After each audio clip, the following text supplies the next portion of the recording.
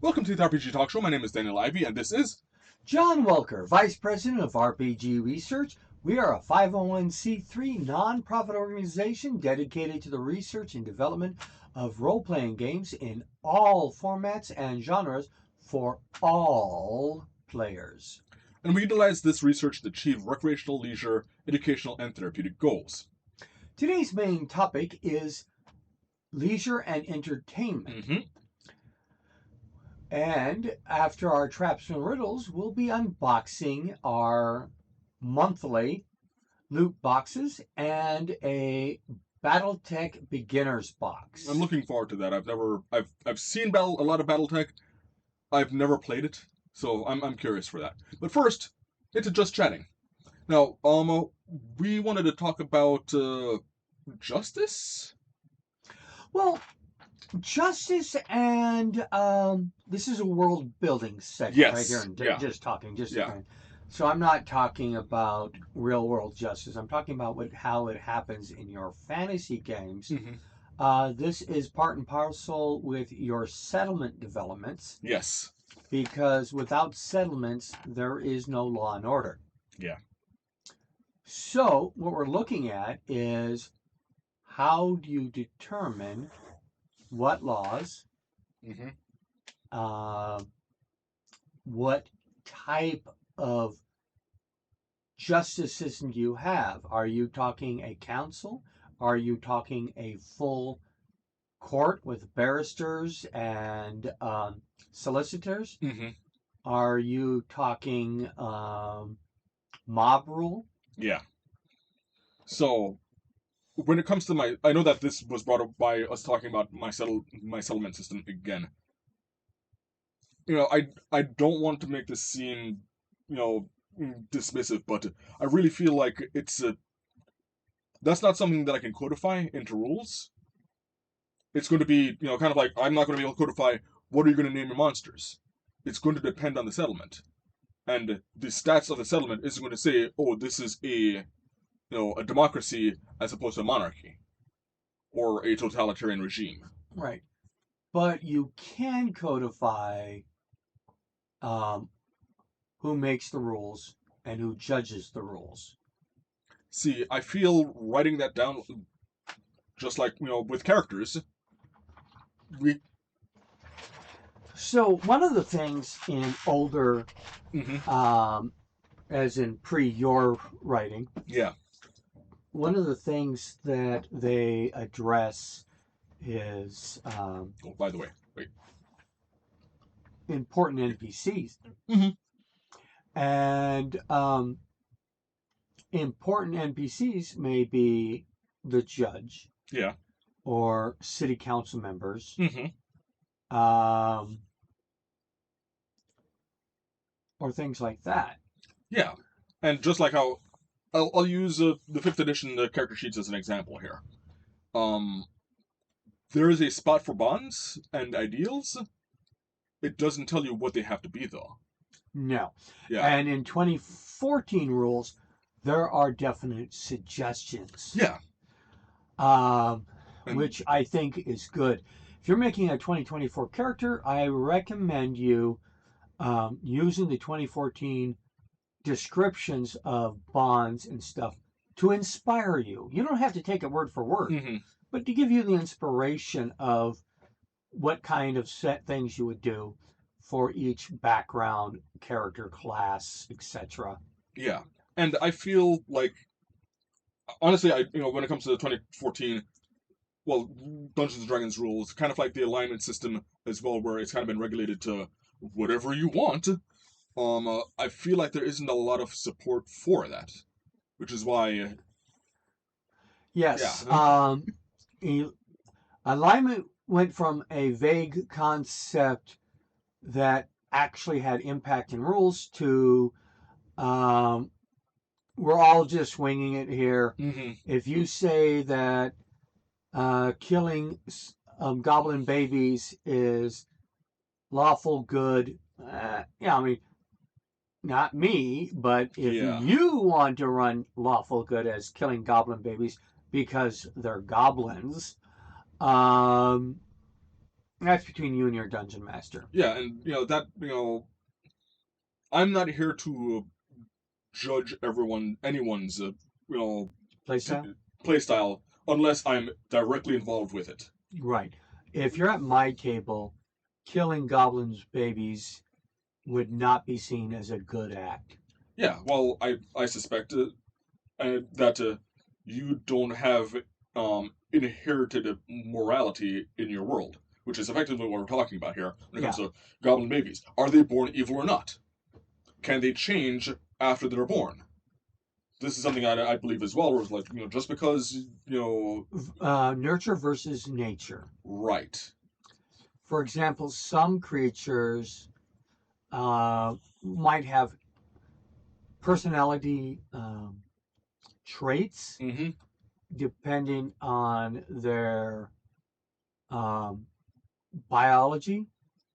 Mm-hmm. So maybe goblins are curious Yeah. and a little bit selfish. Yeah. And sharks are predatory. Right. Yeah. But unlike sharks, Mm-hmm. you can teach a goblin um, to share, Yeah. and you can teach a goblin to use their curiosity Mm-hmm. for good things. And nurture, I think, in the realm of good versus evil, nurture has a bigger um, role than biology. Yeah, because biology just tells you where you start off. It doesn't tell you where you end. Right. Now, Yeah. also in that thing, this is Dungeons and Dragons. This is a fantasy story. Sharks Mm-hmm. are going to be sharks. Yeah. They're unaligned. Mm-hmm. There is no moral compass for a shark. Mm-hmm. There is eat, sleep, and reproduce. Yeah. On the other hand, there are monsters that should always have strict alignment rules. Okay. So, gnolls or gnolls. Knolls. Mm-hmm. Gnolls are more demon than natural creature. Yeah. And there isn't really a way to make a good gnoll. Yeah. In fact, I believe they have, according to the 2024 rules, they've changed most gnolls over just straight up being fiends. Yeah, they're no longer even humanoids. Mm-hmm. Because humanoids can change. Fiends and devils, most likely. I would say that demons are a lot less likely to find a good demon. Yeah. But on the other hand, it also depends on what story you're telling. Yeah. So, although I do agree, if I come across a fiend, 99.999 times out of 100, they're going to be evil. But I have stories that that I'm working on where, what if you find a fiend that can be turned? Because if these things are absolute, then you don't have this. Then honestly, you don't have stories of fallen angels either. Yeah. Yeah. The I do believe that celestials, be they fiend, supernal, celestial, or devil, demon, or angel, they can change. It's just a lot harder. right. And there are some Dungeons Dragons stories like where the main villain is an angel. Mm-hmm. Fallen, I would guess. I don't remember the precise things, but it also depending on your cultures that you are trying to go with. Yeah. Because Japanese is a little confusing to most Westerns with yokai, Mm-hmm. goblins. Yeah. Kappa. Well, yeah, those are that Yeah. certain categories. Spirits, Mm-hmm. like fox spirits, aren't demons, or are they? You don't know. And we have tales of good demons. Mm-hmm. Inuyasha. Yeah. What is his name? Azu? No. Nezu. Nezu is kind of a demon hero Mm-hmm. from Chinese myth. Yeah, and actually, I don't think we have to go as far because I read Aladdin before Disney put out a movie, and Well, that just means you're educated. I'm not trying to blow that horn, but I read Aladdin before Disney came out with a movie, Right. and the premise is that jinn are inherently evil. But if you watch, and mind you, I liked the Disney version of Aladdin Yeah. because they added some things that were desperately needed in that story, like better representation and characterization of the princess. Right. Because in the original story, she's basically just a signpost. She's a lamp. She's an object to be obtained. Right. And She's the MacGuffin. yeah, she's the MacGuffin. And one of the things that we lost in Disney's Aladdin is how absolutely not sinister but intelligent Aladdin is. Because the thing that Aladdin did in the original story is he didn't befriend the genie. The genie was evil. The genie was trying to find any attempt Loophole. any loophole to screw over Aladdin and escape, and if they escape, that's a demon running rampant in the world. So yeah, in the original, no, the genie doesn't become free. But Right. I'm a sucker for just about anything Robin Williams, and Robin Williams was amazing as that genie. He was. Yeah. He was inherently evil. So, like I was saying, when you look back at a cultural representative, Mm-hmm. it is a difference between are genies untrustworthy and Mm. dangerous who are looking for any way to warp your wishes. Yeah.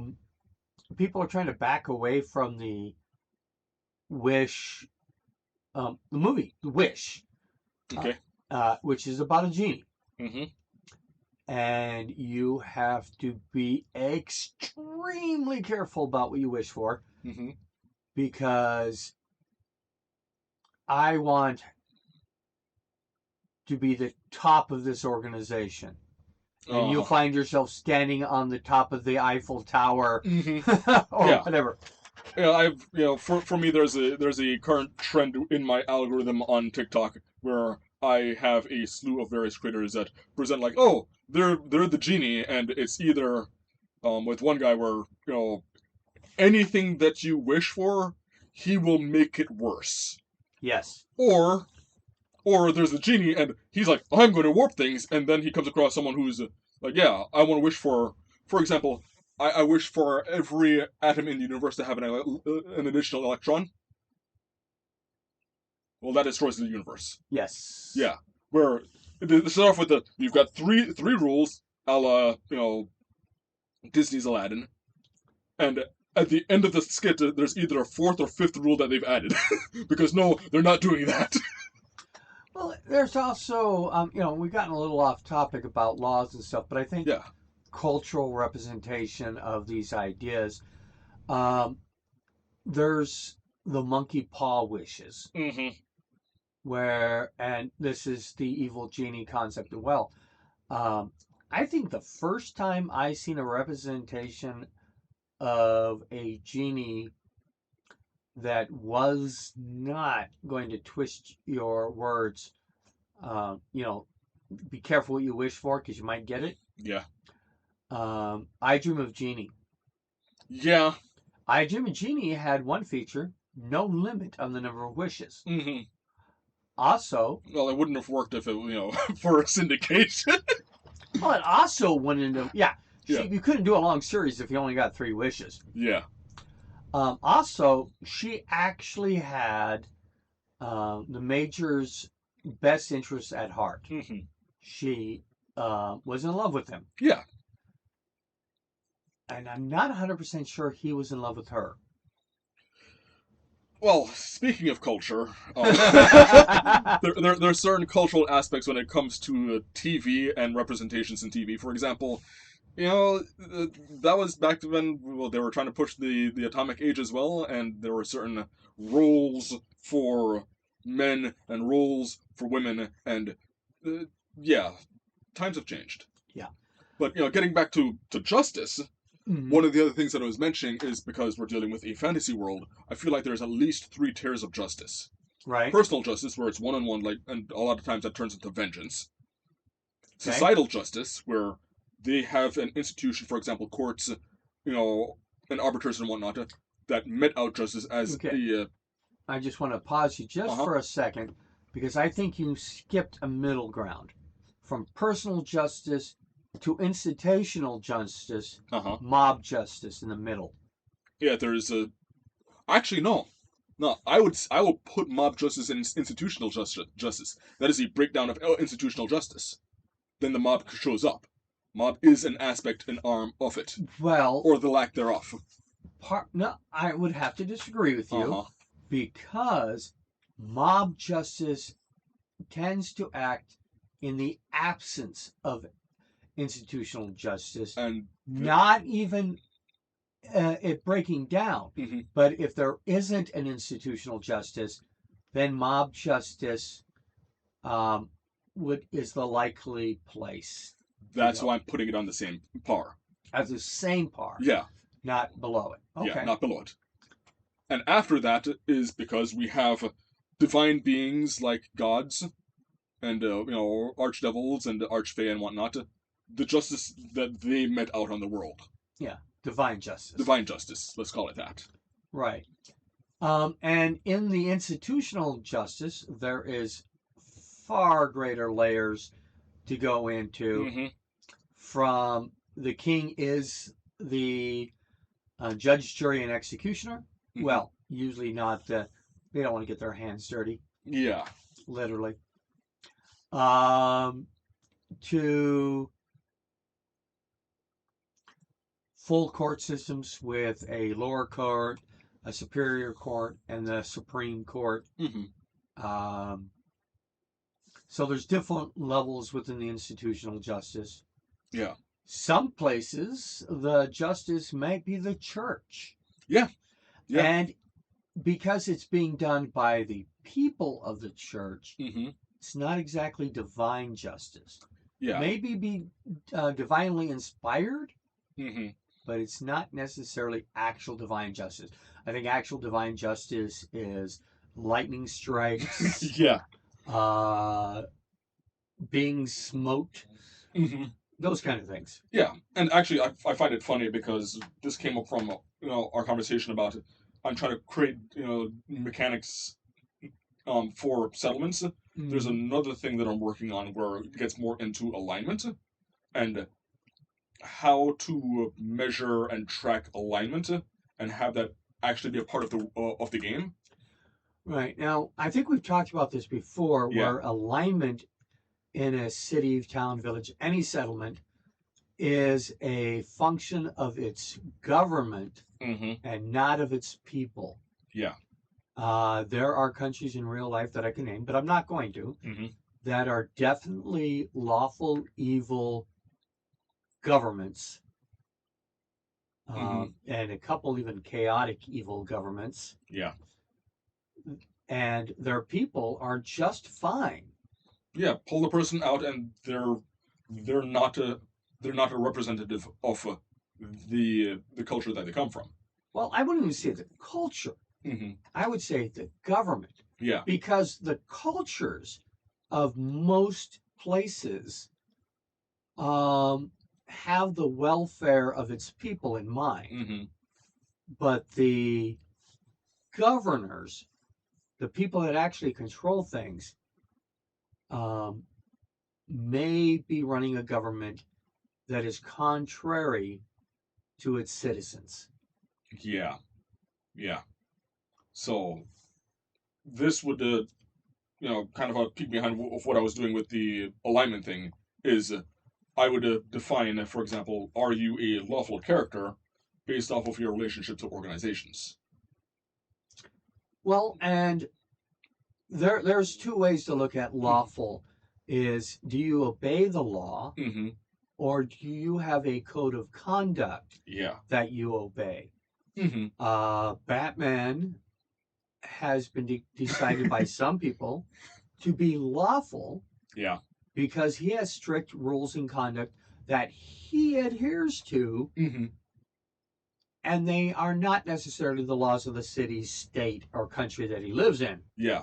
Although I feel like Batman is a bad example on the alignment chart because there's a meme of like they've got the 9 alignment things and Batman's in all of them based off of what panel he's in. Right. I've honestly, for me, my go-to for alignment, especially lawful, is Judge Dredd. Judge Dredd is lawful. Neutral. He's not. I would not go so far as good. No. I would probably give him, using the old method of with tendencies, I would say he's lawful neutral with occasional good tendencies. Yeah. Yeah. Not otherwise he's not true neutral, but he is lawful neutral with with occasional good tendencies. Yeah. So your alignment Mm-hmm. of your settlements, I believe, is more reflective of the government of the settlement Mm-hmm. as opposed to the culture or now culture and their government can be tied together. Yes, they can. Especially with things like tradition. Mm-hmm. But how observant you are of your culture is dependent, not you, Mm-hmm. but your government's adherence to your culture is dependent upon its alignment. Yeah. So probably in my settlement, when I set up the stat blocks, I have a line for let's call it the ruler and the alignment. And depending on how it's ruled, like, okay, you've got the ruler there, and you know what the alignment is of that ruler, so you have an idea of how rules are being administered. And, you want to change how things are run, maybe you have to. The adventurers depose another ruler. Another thing that goes in with this alignment thing and the rules of justice, in some campaigns, as is in some real world circumstances, vigilantes are bad. Yeah. In other settings, vigilantes are actually an unofficial branch of the government. Yeah.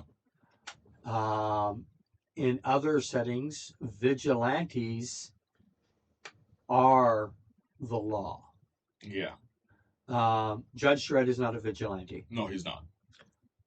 But Batman has been, depending on what era and depending on which writers, has been a lawful good arm of the law, duly deputized to a complete outlaw that even the police are trying to lock hunt him up. down. Yeah. Yeah. Now, I feel like Batman is an interesting study Right. when it comes to alignment. Because for me, I believe you cannot really judge Batman without the context of Gotham. Well, right. That is his setting. Yeah, that is his setting. Including Batman International. Yeah. Gotham is still there. Yeah. So, if we take Batman, right? Mm-hmm. Like, is he a lawful character? Does he follow the law? No, he doesn't. He breaks and enters, he assaults and batters people. Don't forget wiretapping. Yeah. He does not follow. The Fourth Amendment means nothing to him. Right. The Fifth Amendment doesn't mean anything to him. Right. You will talk to him. Yeah. Not only that, but Commissioner Gordon isn't a good cop. Because he allows Batman. Exactly. But the context, this is why I bring up Gotham, but in the context of Gotham, Commissioner Gordon isn't a good cop, but he's the best cop in Gotham. Right. Batman isn't a law-abiding superhero. He's just the best one they have in Gotham. Right. So back to the player characters, though. Yeah. Do your player characters have the right, in self-defense, to kill? Mm-hmm. In some places in real world, the right of self-defense and killing was a noble only. Yeah. If you weren't one of the rich and powerful, you didn't have that right. Mm-hmm.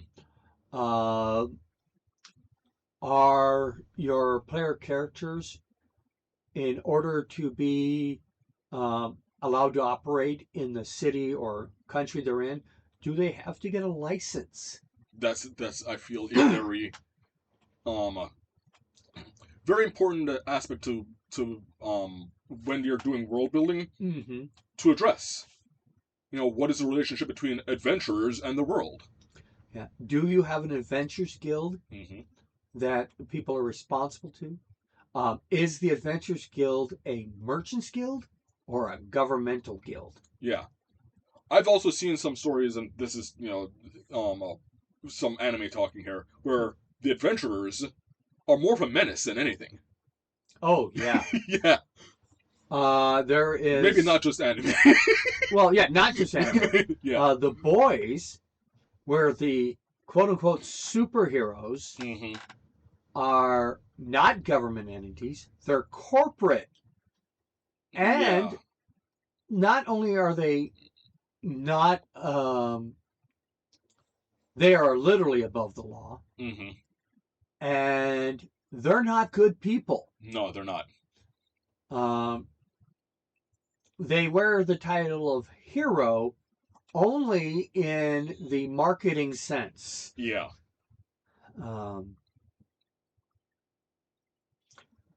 But the boys is pretty much like, what if we change the Punisher, make everyone the Punisher, and some of those Punishers are based off of PR spin, considered heroes despite being absolutely despicable human beings. Yeah, all of the famous superheroes are representative as being the most disgusting version of them. Yeah.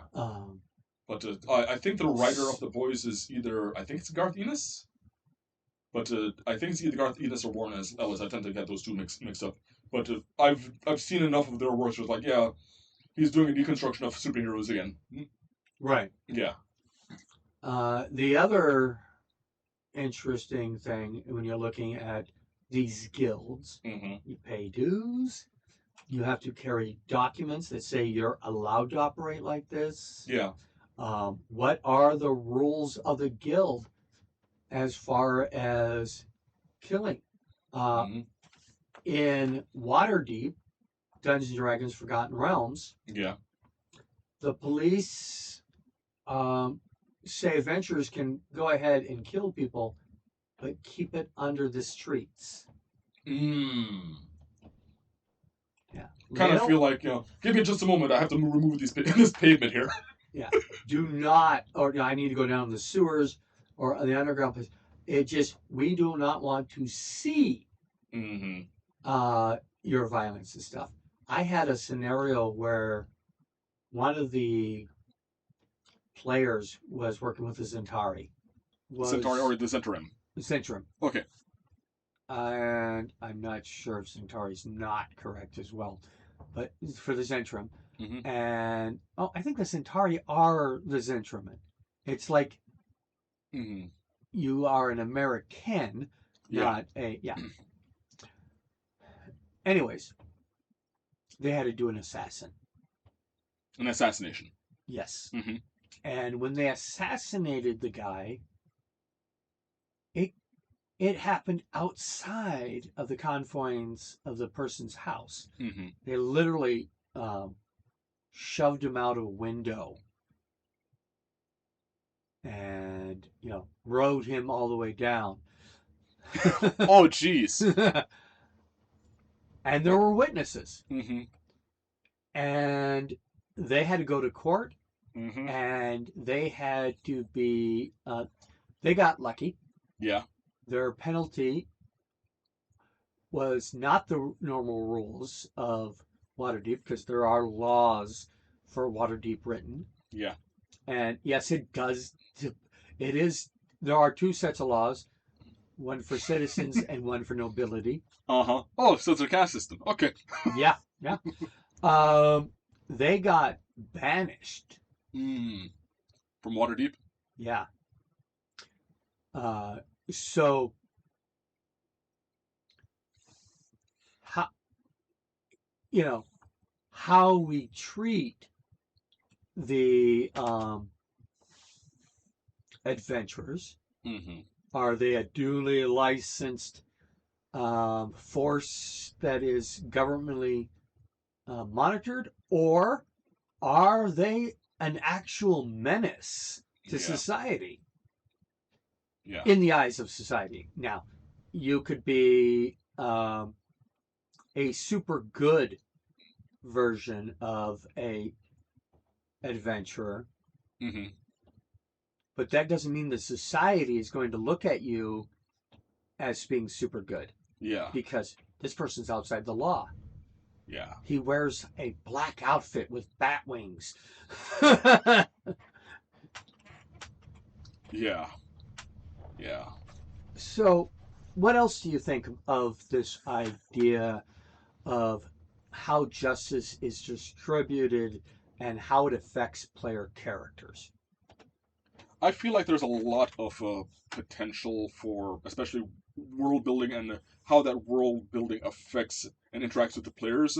I think Mhm. that's interesting. Um, uh, you brought up and I was actually I'm happy. Well, not happy, but impressed that they built a caste system into Waterdeep. I Mm-hmm. believe that's in Waterdeep Dragon Heist. Yes. So I'm curious because I want to test out a couple of things here.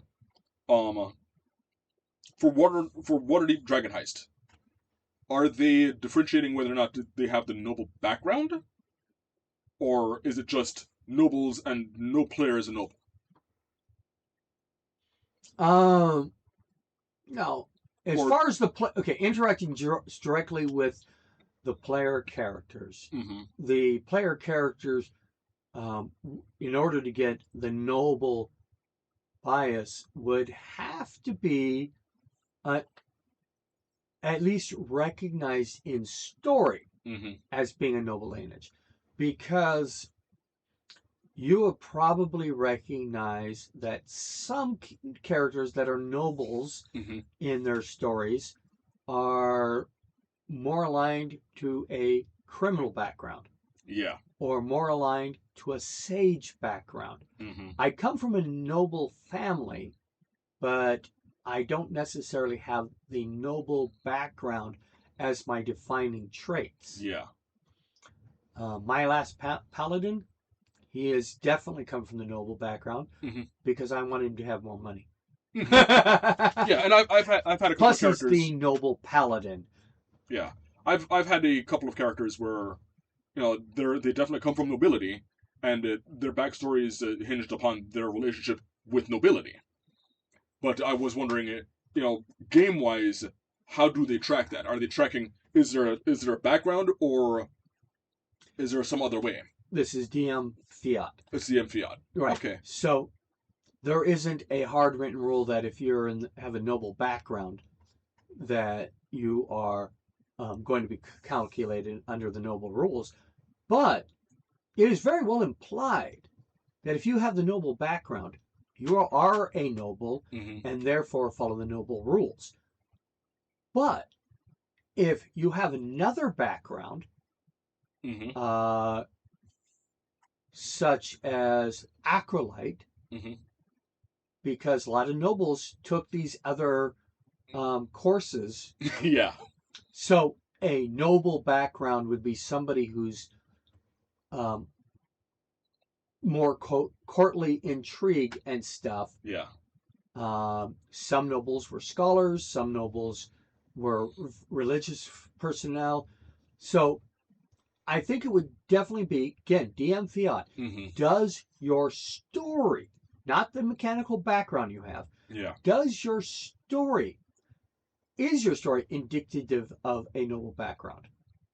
So one thing that I feel, and I think this is going to tie into a bit of rules that I feel very few people engage with, but they're there in the 2014 and 2025 rules, is are player lifestyle. Yes, I think that is Yeah. a very much ignored Mm-hmm. aspect. Now, I'm ignoring it Yeah. in my Tuesday game Mm-hmm. because I am playing the beginner's box, which isn't using the full rules. Yeah. And instead of paying a lifestyle cost, you're either paying rent at the inn Mm-hmm. or you are sleeping in a barn. Yeah. Or there is the other option. You can go outside the safety of the walled gates and just find a spot to sleep. Yeah. And actually, tie back into the settlements stuff that I Yeah. was talking about.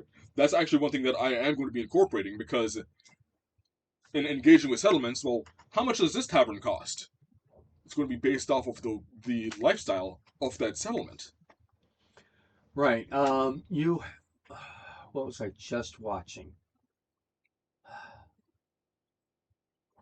Something the Assassin. Um, it's a medieval Mm-hmm. quasi historically French, but I think some of the names and places have been changed to protect the innocent Ah. or to protect the guilty. I can't tell which. But Sometimes you can't tell. right, and there's organizations that never existed Mm-hmm. um, in actual France, Mm-hmm. and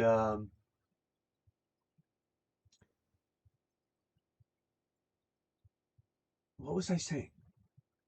What got me into this sentence? I want to say lifestyles. Lifestyles. Mm-hmm. Um, so there's the slums, which become a big part of the story at the end, Mm-hmm. even though um, one is a royal assassin, Yeah. means he was employed by royalty, or at least government type people, counselor, something like that. One was a princess, Mm-hmm. and one was the last descendant of the devil. Okay. And there was a witch. Okay. She got killed. But the lifestyle of the slums, which would be a whole district, Mm-hmm. um, was very low. Yeah. I mean, you couldn't buy a fine hotel or a inn. You could not find anything that you could spend your luxurious funds on, Yeah. except for raising an army. I'll pay off enough people. Yeah.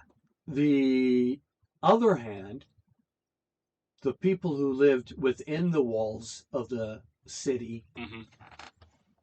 had more resources, and the people that lived in the palace had a lifestyle that could support the entirety of the slums. Yeah. And this is actually one of the things that I'm trying to do with the settlement system that I'm trying to build. Is I mentioned that I'm going to have lifestyles attached to the settlements. Mm-hmm. That is going to have implications, and you're going to check, for example, what is the player lifestyle? What lifestyle have they been maintaining? Right. And there are rules. Actually, I do believe there are rules, not ones that I didn't create, of changing the lifestyle that you're at. This basically means you have to be able to maintain a lifestyle for I think a month. and then you can move up to it or move down to it. And the difference is, the way I have it, if you're within a tier of the listed lifestyle, standard social interactions. Mm-hmm. But if you're outside of it, you're not from here. Disadvantage. Right. Kind of like, yeah, I'm a rich noble. Yeah, you're in the slums. Get out of here. Yeah. Well, there's also the idea that goes more with the alignment of the location, Mm-hmm. is how welcoming of the stranger they are. Mm-hmm. If you're in a merchant district, how welcome you are depends on how many coins you have in your pocket. Yeah. If you are in the slums, that welcome patterns, how can you help us? Yeah. If you're in the nobility, the higher up you go, the more or less you're not from around here. Yeah. I also do want to point out, one of the things that I'm doing as well is, based off of the settlement, and this is going to be a per settlement situation, mm-hmm. where there are, if you're a part of certain groups, it'll say, okay, is the initial reaction hostile or friendly? And then basically calculate, okay, for example, the merchant district, maybe, Mm-hmm. okay, you're an aristocrat in the merchant district where they're making a modest living. You take a look at the relations, and it's like, yeah, they're friendly towards aristocrats. So the initial reaction is going to be friendly, which already gives you advantage on the. It sounds like you're using the audience rules. Yeah. Well, I don't know. I haven't seen the audience rules.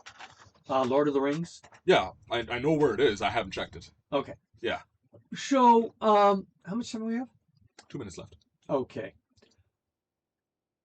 Right now, we need to get ready for our main topic. Yeah, which is entertainment and leisure.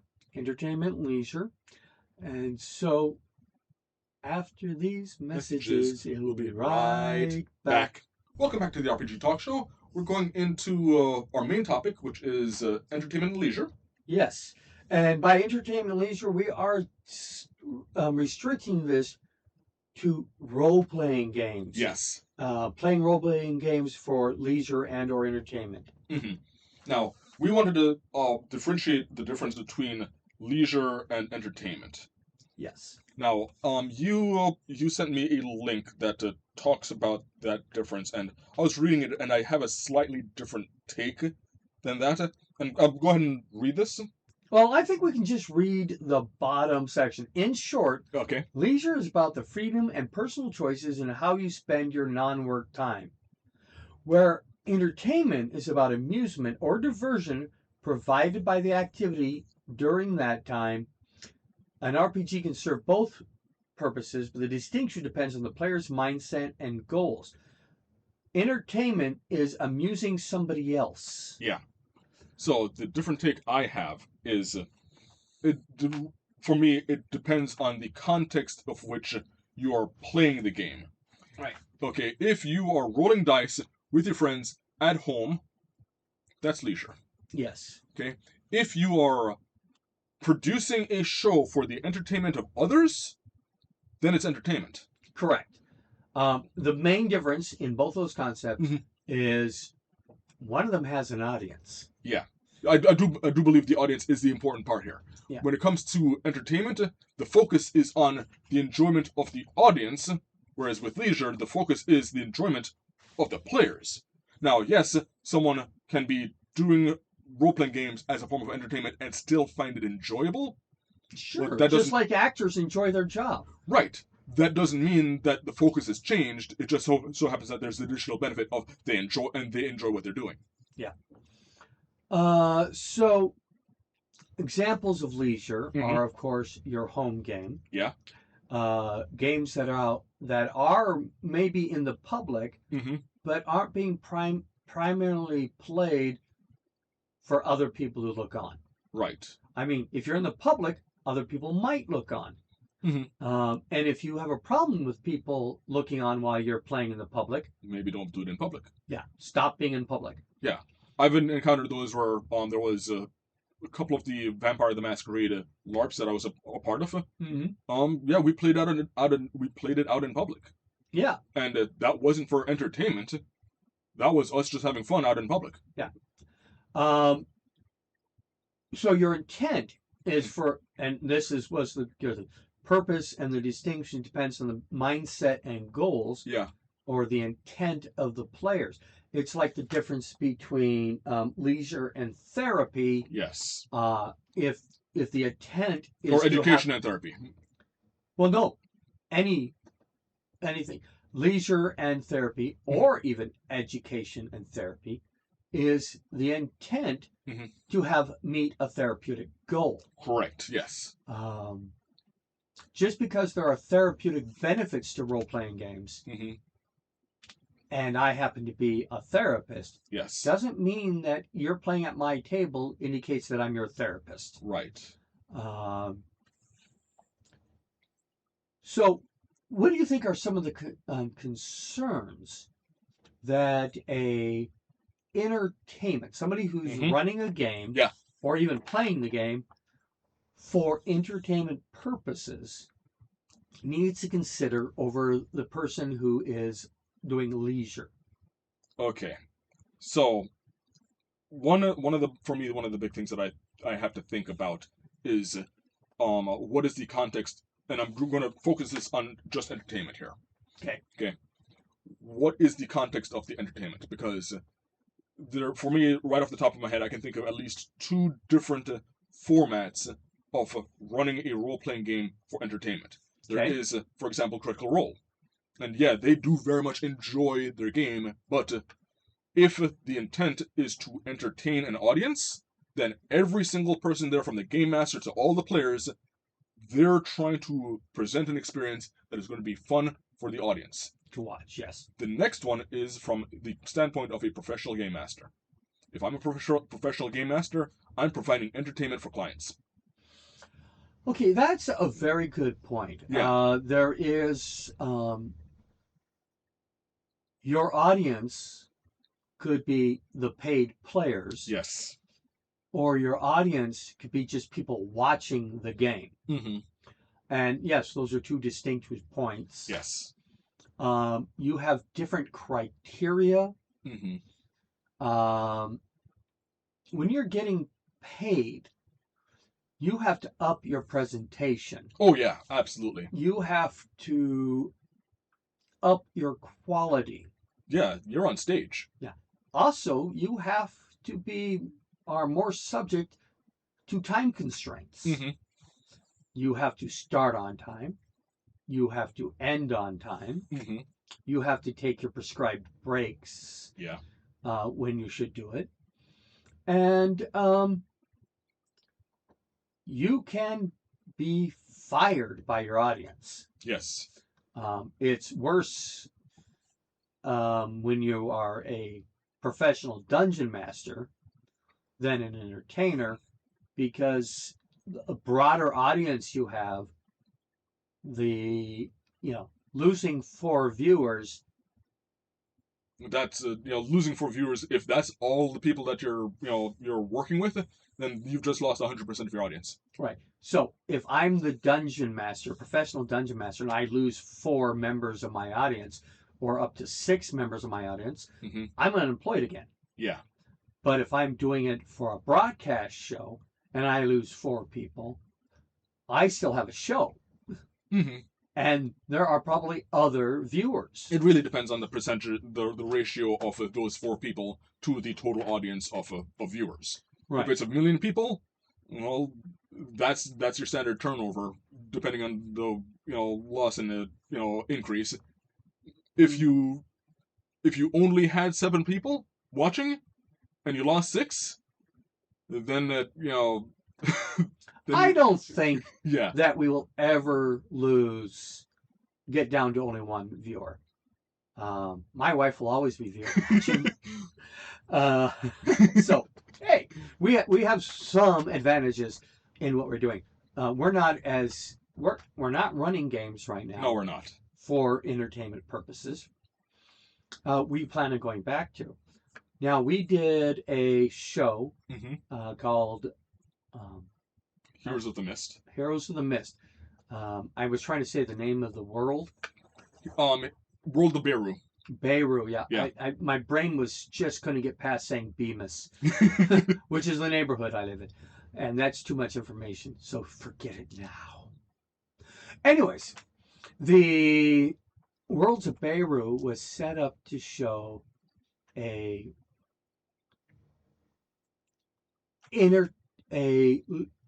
presented as a leisure activity. Yeah, I think Hawk was trying to have Worlds of Beru show that he was, Hawk was really trying to go against the Matt Mercer effect, that you doesn't have to be completely professional. Anyone can do this. It doesn't have to be, oh, your home games have to run like Critical Role, which honestly, I agree with. That is a really high bar to come up to. Well, there's a couple things that make that bar hard. One is they're all professional voice actors. Yeah. Two is there has been a lot of off-camera discussion of a quasi-script. So there is and this is something that you can do in your home games, where in talking with your players, what arcs would you like to go through? That doesn't mean that the show is scripted, and I may not watch Critical Role, but I know they're not scripting this. Well, when I say a quasi-script, I'm referring to you have ways that your character responds. You have ways that your character behaves, and going quote unquote off script for those is to have the barbarian start reading math books. Yeah, so that would be the example of and this is more than just, oh, I have a character sheet. One of the things that I've worked with when it comes to, for example, animation or design work is I'll have a design Bible of this is the character. The character does these certain things. This is who they are. If I'm trying to act outside of this purview, I'm out of character. Right. And that's something that the voice actors, I don't know if they have it, but I wouldn't be surprised if they do have character Bibles. They would ultimately have to, because for the entertainment purposes, this is improv. Yeah. But you have to stay in character. And if you don't have parameters of what in character means for that player character, then it's it's not going to be as entertainment. Yeah. And it's going to lose the consistency. Exactly. Yeah. And there are things that they should have discussed before they got on camera, for like how horny and or cursy do you want to be? Exactly. I think they're high on both scores in Critical Role. Yeah. Rain, what were you trying to say? You were holding up two? Only two of them have Bibles. Only two of them are note takers. The other six are just winging it and going by quasi discussions. There's no actual script. It is just yes and. And Matthew Mercer was the only one who could dispel the Mercer effect. He even talked about his own effect on live and explained to people, you do not have to do it like me. We are all voice actors. We are all professionals. We have resources. When it was the home game, we used paper. We used, posters. We used whatever. And they've, as people had that critique, they've intentionally become less professional and janky. They used a cup as a figurine, as a giant tortoise, because they left the other one at a different studio. So they're trying to show people that no, you don't have to do that. You don't have to be us. We don't want you to be us. We want you to be you. And we want to hear those stories. So the only one that could dispel the Mercer effect was Mercer. And that, for the audience, is Rain, our editor. He actively watches Critical Role. So, yeah. I only watched the cartoon. The cartoon's good. It is. I just don't have the time. And the longer the show goes on, the less time I have for it. Yeah, it's me watching the show is eating into my trying to catch up with One Piece hours. Yeah. And to be fair, I do believe for the cartoon they're using a script. Oh yeah, but the script is based on what their improv. what they did. Yeah, but as we were saying, in terms of we were talking about expectations, I believe. Yeah. Yeah. One of the things, so Hawk's Worlds of Beirut game was meant to be simple. Most of it was theater of the mind. Yeah. We almost never brought out miniatures. There was an artist that we couldn't watch draw. Yeah. I was oftentimes in that position, and oh dear God, that is so difficult to do. It is so absolutely difficult to, trying to pay attention to what's being done and figure out, okay, what am I going to draw, and can I draw it fast enough? Oh yeah, that's a definite skill there. So the next one that we have not started, despite years of trying to get it together, is our Call of Cthulhu Masks of Nyarlathotep. Yes. We were going to go just the opposite of that. We were going to go into the full entertainment. And actually, I think probably beyond Matt Mercer's presentation to get more to a Ann Wool. Ann Wool?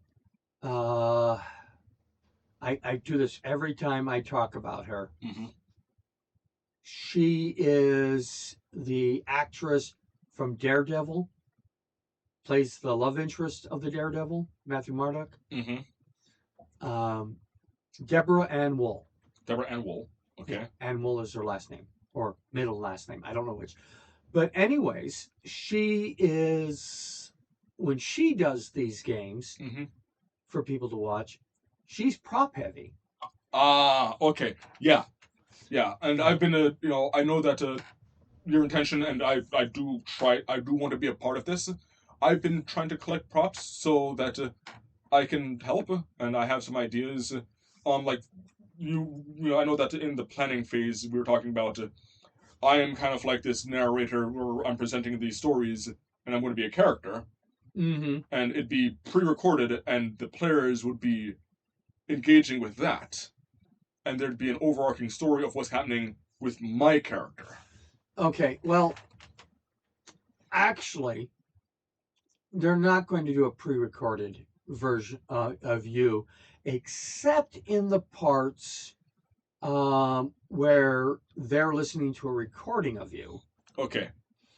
But when you're actually interacting with them, you need to be there. Okay, yeah. Yeah. But you are playing an NPC. Yeah.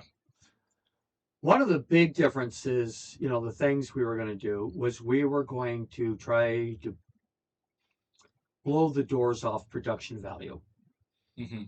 We were going to do full cosplay, which some shows do and some shows don't. Yeah. We're going to have props for every item that is important. Whether it's a cup or whatever. If you're supposed to interact with it in the game, we're going to try to have a prop for it. Yeah. We are going doing sound effects. You don't see that on Matt Mercer. I think sometimes, but I don't watch. Yeah. I don't know. But I do know that some shows do have sound effects. Right. And a lot of the sound effects on shows that do sound effects is the pre-recorded and edited to add those things in after the fact. You want it live. We want a live show Mm-hmm. with live music, live, and by live, recorded music that's happening while we're playing. Yeah. Uh, Not a live studio audience, orchestra. yeah. The sound effects will be pre-recorded things. Mm-hmm. Basically, working off of a soundboard. Yes, definitely working off a soundboard. And it's going to be tough on our sound director to hear cues and know which button to press. Yeah. I shoot my Thompson submachine gun. Yeah. And we were even going so far as to have commercials. Mm-hmm. Commercials that are done in the style of the 1930s radio show. Yeah. And even if they're video, then they'll be done in the style of the early talkies. Mm-hmm. And it will be quite interesting to do those. So we want a full theatrical experience Mm-hmm. for our show that is as immersive as possible for the viewers. Yeah. And hopefully the players. Because I want honest reactions, or at least pretend to have honest reactions. Semi-honest, they'll know that they're in a production, but with the exception of players, there's going to be a difference between players and NPCs. If I'm an NPC, I need to know what the plot is going to be, so that At least you're part of it. because I'm effectively be an extension of the game master. Right. You're an extension of the story, Mhm. and you have to know things that the players don't have to know. Right. But you are going to have to let them know about some of these things. Mm-hmm. And there's a podcast called The Friends of Elias. Mm-hmm. And the podcast is, Elias is your character. Yeah. So there's a whole podcast called Friends of Elias.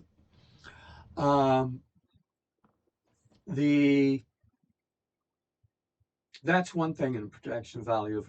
One of the things we haven't talked about Mm-hmm. is live on stage entertainment. Yeah. So I have watched live on stage. Mm-hmm. They're sometimes done at conventions. Mm-hmm. The one I watched several times was at the Get Let Festival. Okay. Now, one of the big difference about a lot of these entertainment ones Mm-hmm. is the players aren't around a table. They all may be on one side of the table. Yeah. With the DM on the other side and cameras facing both different directions so they can catch everything.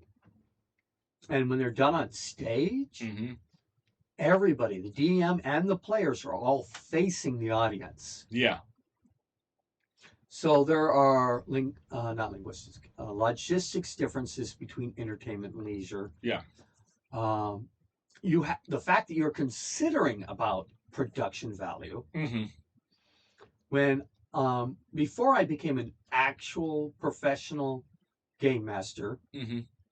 I ran my games with professional standards. Yeah. And I gamed them in public and at conventions and things like that.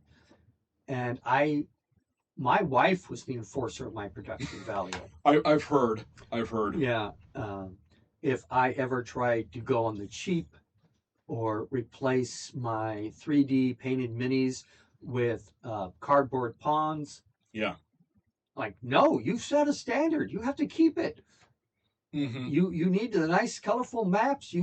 And then she was saying, and remember, when you start getting paid, you have to go up on that. Yeah.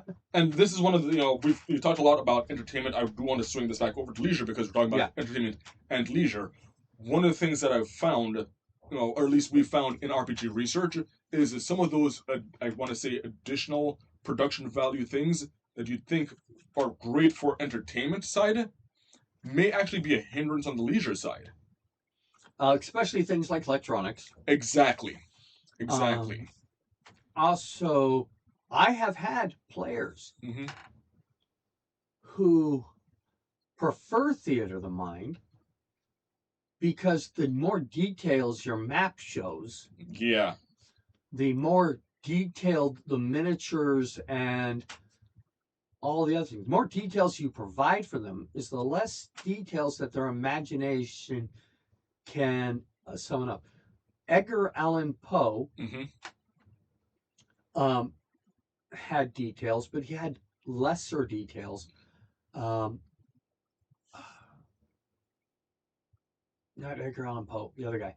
H.P. Lovecraft? H.P. Lovecraft, if you read his stuff, and I'm not talking watching a movie or a television show or reading a manga, the H.P. Lovecraft is so vague in their descriptions that you have to fill all the details in your head. And you're so much better at scaring yourself than anybody else is. Yeah, and this is one of the things that I've seen this with writers, and I'm happy that you brought up H.P. Lovecraft because I feel kind of on the opposite end is J.R.R. Tolkien. Yeah. Where, and for me, as a game master for both entertainment and leisure, I a lot of times try to think about these type of things and try to, think, okay, if I'm giving details, what is the importance of me giving the details? Okay, am I, is this important information for them to know? Am I setting up ambiance and atmosphere? What is the purpose of what I'm saying, the details that I'm giving? If I'm giving information that they have to use, I want that information as usable as possible. If I'm trying to set an atmosphere, I'm trying to evoke as much emotion and atmosphere as possible. And then I read J.R.R. Tolkien, where he spent a full page describing the berries on a bush on a mountainside that could have been a footnote in the appendix where it didn't affect the plot at all. Right. Yeah. And that is one of the concerns, is that you have to give detailed information because people are going to need to make tactical decisions. Right. But not so much as to contrive them. Like, one time I was playing a game, and we were in ruins, and that was the description of the ruins. What type of ruins, though? Yeah. Are there rooftops that I can still get onto? Yeah. Or is this just, how much of the ruins are there? And the GM's philosophy was that, well, you want all that information, you ask for it. Sometimes you want, you have to prime the information, though. If I say, okay, you're in ruins, okay, they're going to treat it like, okay, honestly, they're going to treat it like whiteboard. Okay, it's called ruins. What does that mean? Are we talking about an Egyptian ruin? Are we talking about, Mesoamerican ruins? Are we talking, is it in the desert? Is it in the Arctic? Where is it? Is it raining? Is it snowing? Is it hot? Is it dry? What is it? Okay. Give us any information. In this case, we knew that it was in the desert. Yeah. And so I knew it was hot and dry. But the actual conditions of the ruins. Now, are we talking ghost town with nearly intact buildings? Yeah. Or are we talking you're walking around and all you really have is the outlines of where the buildings used to be? Yeah. Doesn't look like the place was bombed out. Right. Are there things for me to hide behind? Are there things I can climb on? And the GM was like, well, you have to ask those questions. I want you to give me a clean enough thing that I need to ask questions for things that you may not have thought of. Right, and that's a matter of drawing out the questions. you have to, when you're doing just atmosphere, it has to be evocative enough that people can start engaging with it. Right. Saying desert ruins isn't enough. It isn't. One of the things that I like to do when I'm doing horror, when it's other things, like, oh, you're fighting a bugbear. And there are various ways to present that bugbear. Yeah. One way is to say it's a bugbear. Another way is it's a big hairy monster with fangs, its knuckles drag on the floor. And it has a shield with hands nailed to it and a big spiky club. Yeah. So you give it a description of this bugbear instead of insert generic bugbear here. Yeah, there's so many ways that you could do more than just, oh, it's a bugbear. I was also thinking, because, they're kind of goblinoid, they're two wide grin filled with the sharp pointed teeth. Right. They also, one of the other ways you do it, especially when you're doing theater of the mind, I have you guys name the miniatures. Yeah. Just so we can keep track of which one's hurt and which one's not. And I try to keep a different miniature for each character so that we can do that. Yeah. So I have little color rings that I put around them to distinguish them, and their names become red, yellow, green, purple. Yeah. But the other way to do it, especially when you're doing theater of the mind, there are 3 goblins in front of you. Mm-hmm. I'm attacking one. Okay. Left, right, or middle. Okay. Choose one. Okay, middle. Middle. What does the middle one look like? Yeah. So one of the things that you're talking about is kind of like doing a Schrodinger's NPCs. Yeah. Where they're not defined until you engage with them. Exactly. And letting the players distinguish them. Then I'm going to write that little distinguished note, and it's going to be one-eyed goblin. Who's taking all the damage or tripping up. As opposed to the goblin with the calendar on his head. Right. Yeah. Colander. No, he's a calendar. He's currently on the month of May. Yeah. Okay. In the merry, merry month of May. Thank goodness that song's so old you cannot copyright me. Let's see. The other ways of presenting, one of the ones I like to do, especially for horror, is I go details on the setting. Yeah. And include things like atmospheric tone. You have a chill. And you're sweating. Oh, nice. So I got all this stuff. But then, when it comes to the monster or the ghost, I'm going to try to leave as much of that to your imagination as possible. You know the setting, you know the feeling, but the monster isn't as grounded in your reality as the setting. Yeah.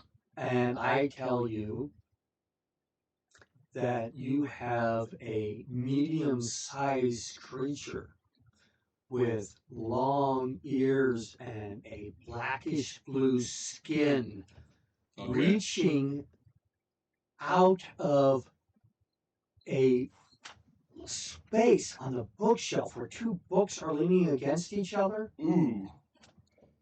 See, I already imagined that they have long, stringy black hair. It's kind of greasy. Yeah. Yeah. Do you know what I just described to you? What? It's a Bogart. Oh, okay. Bogarts can slip between dimensions. Any doorway shape becomes a way to come to. So I just had this Bogart, who I just described its look to you, without mentioning it's Bogart, and your only real clue that it's a Bogart is it's reaching out between 2 books on a bookshelf. Yeah. Yeah. So I also wanted to, when it comes to, I guess, we talk about having evocative language. I feel like it's important to set a placement of that. And actually, for this, I want to reference honestly, creation of comic books. Mm-hmm. Yeah. There used to be a magazine called Wizard Magazine, and they had basic training. This is where I'm actually pulling it from. And yeah, I remember Wizard Magazine. Yeah. And actually, I have at home. I have how to draw comics the Wizard way at home, where they basically compiled a lot of their basic training articles. Mm-hmm. And one of them that I thought was really, really important. By the way, the book is amazing. Is setting up comic panels, and one of the things that they mention is if there's a new scene, one of your first panels, if not the first panel, should be your establishing shot. Right. You do your establishing shot so that everything that happens in that scene has context of the establishing shot. And the more you do your establishing shot, this would be you're in a new scene, do an establishing shot. Do all of your details there. That way, the players have something to work with right then and there. Have you ever seen, and I know we're off topic of the difference of entertainment. This is all actually things to consider when you're doing entertainment and how you have to up your game a bit. But have you ever seen a jump scare in a comic? Yes. Yes, I have. Give me an example. Unfortunately, it is a bit of a trope. It's a Green Lantern comic. Mm-hmm. The unfortunate one where they fridged his girlfriend. Right. Where the term fridging the girlfriend comes from. Yes. And it's a matter of the artist's understanding page pacing. Mm-hmm. Where, you have, like, say you've got your 2x3 6 grid pattern in the comic books, where you've got panel, and then you open up, and you know that you've got your odd page, even page, odd page, even page, and then you open to a 2-wide spread splash page that you were not expecting, and you time that with the plot. That's how you do a jump scare in the comic books. Yeah, I have seen that with the 2 page. I've seen it done with a 1 page. Mm-hmm. So you got to turn it, and that's where the jump happens. Yeah, it was set up with, let's say, 6 or 9 panels, and it stayed consistent up to that moment. Mm-hmm. And then when we turned the page, the panels were actually broken. Yeah. And the creature was coming out of that broken panels. And that was the best jump scare I saw in a comic book. Because pattern. Nope. Yeah, it's a matter of understanding the medium and working with that or against it. This is one of the things that I actually love about Alan Moore. He very much cares about what can the medium present. It's also one of the reasons why he is so adamant that his stories can't just be directly adapted. It's not in the same medium anymore. Yeah. The one of the examples of framing, when you're talking comic books, the panels are your frames. Yes. And you can do all kinds of things with those absolutely. Frames. But one of the things that I've seen, and the best example I can think of, is the Arkham Asylum graphic novel, where panels really weren't a thing. Yeah. There was a flow, and you could tell because of the eye tricks, how your eye naturally flows over the artwork, and he guides you through it that way. But there weren't really panels. Yeah. This was also the most difficult comic book to ever read. Yeah, I've heard things about that one where there's a... And for me, this is just, my professional standards. If I'm producing something that is to be consumed, I want it to be consumable. Unless the point is to be difficult. Well, in this case, I think the point is to be difficult. In this case, I think that was the point, to be difficult, because it was supposed to give you, the reader, a feel of the madness. Yeah. And you can't depict madness very well in a standard 6x6 panel that doesn't change. For me, one, it depends on the madness. And I feel like there are a bunch of different ways to do it, but you have to be. It can't just be done slapdash. For me, Oh, this was not done slapdash. oh no, I wasn't claiming that. Yeah. One that I thought, and this isn't comic books, but it's cartoon, where I feel to this day people are still wondering what went on there, Yeah. and that's the Max. From what is it? I want to say MTV. Probably. Yeah. So there was a character called the Max, and the stories of He had like a big long claw. yeah, the big old claw thing, right? And he Yeah, fought and these his inklings. face was so angular and square. Yeah. Yeah. So with the Max, there were basically two types of stories. There was the Max who was fighting these inkling things, weird abomination things, out in the outback. There was also, and he was trying to protect this one princess character. And then there was that same girl who's the princess character is actually kind of like a social worker, and she's trying to help a guy who's in a mental institute. Right. And it was the guy in the mental institute was the Max, but you couldn't tell which one was real, and a lot of times they kind of bled the stories back and forth. Right. And that is I felt was a really good way of dealing with madness. But that was in an animation. Yeah. And those have different rule sets. Like in role-playing games, you can depict madness as a stat, like Call of Cthulhu, where it's a score. And, there are people who want to get away from the sanity system and stuff like that because it depicts mental health in a 1920 concept, not a 2029 concept.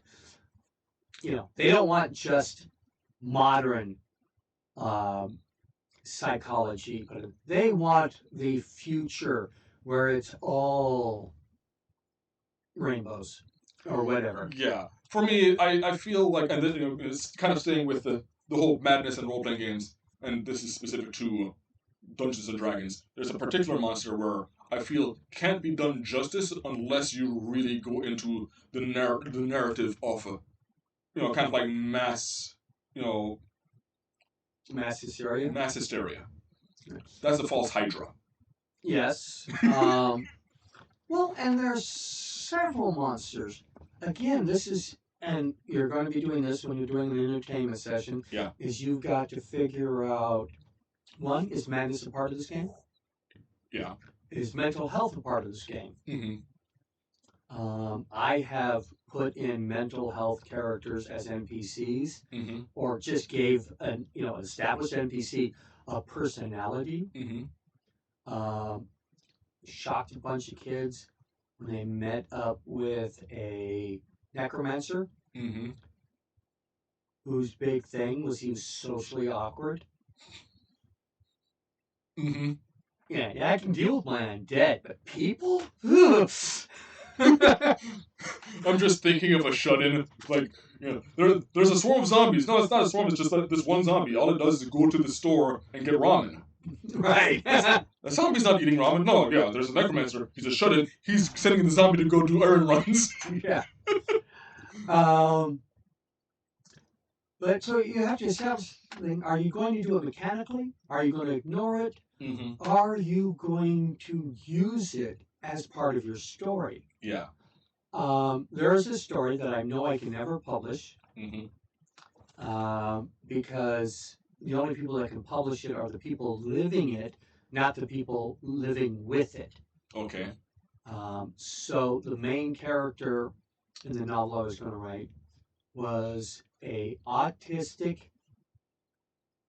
person who was in a asylum, and the very beginning of the concepts of asylum, when they were just now separating them from the criminals. So we're talking late medieval. Okay. maybe early Renaissance. And so this autistic person Mm-hmm. who was being kept in a mental facility, which was not much better than an open air, not open air, but a not a lot of rooms, but just open space and things like that. Prison. Yeah. Now he is a nonverbal autistic, Mm. and he is obviously not treated well there. Correct. And that's how he discovers he's a sorcerer. Ooh. Okay. Yeah, he finally tries to lash back, and magic happens. Nice. And then he obtains a raven familiar who becomes his voice. Interesting. And he actually becomes... This is like one of those books where they show the villain Mm-hmm. and how they're not quite a villain, but they still do villainous things. Yeah. And so I have this autistic person who is raised in horrible circumstances, Mm-hmm. gains magic, and becomes a villain type person. Ah. Okay. And I know I can never publish a story about an autistic villain.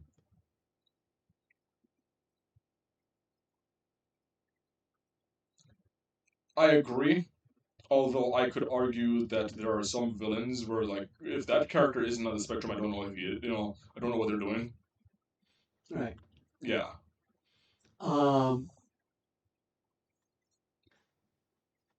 And I really can't call them autistic because the word hadn't been invented yet. Yeah. But this is to me, an interesting character. Oh yeah. Yeah. That I would definitely read the hell out of, but I don't have the guts to publish it. I can understand why. Yeah. Oh, another... I hate to say this word, but white male, middle-aged white male person dumping on somebody when it or a class of people. But no, I am not. I am taking a real life concept and putting it into a fictional world, and how would that real life person react? One of the things I've seen, and if you just take a surface level look on a lot of things, it is very easy to warp just about anything. And I feel where the rubber meets the road is, how well are you doing it? And I feel like that will speak more than just, another white person presenting the story. Because I could say, okay, white people don't do justice to, for example, the African American, issues. Yet, I can point to one white, I don't know if he was born in America, but white passing American filmmaker who did an amazing job of making a movie that I think did phenomenally in terms of showing historically what some of the African Americans were dealing with, and he made it into such a phenomenal comedy that it ended a genre of movies. That being Blazing Saddles. Yes. Yeah.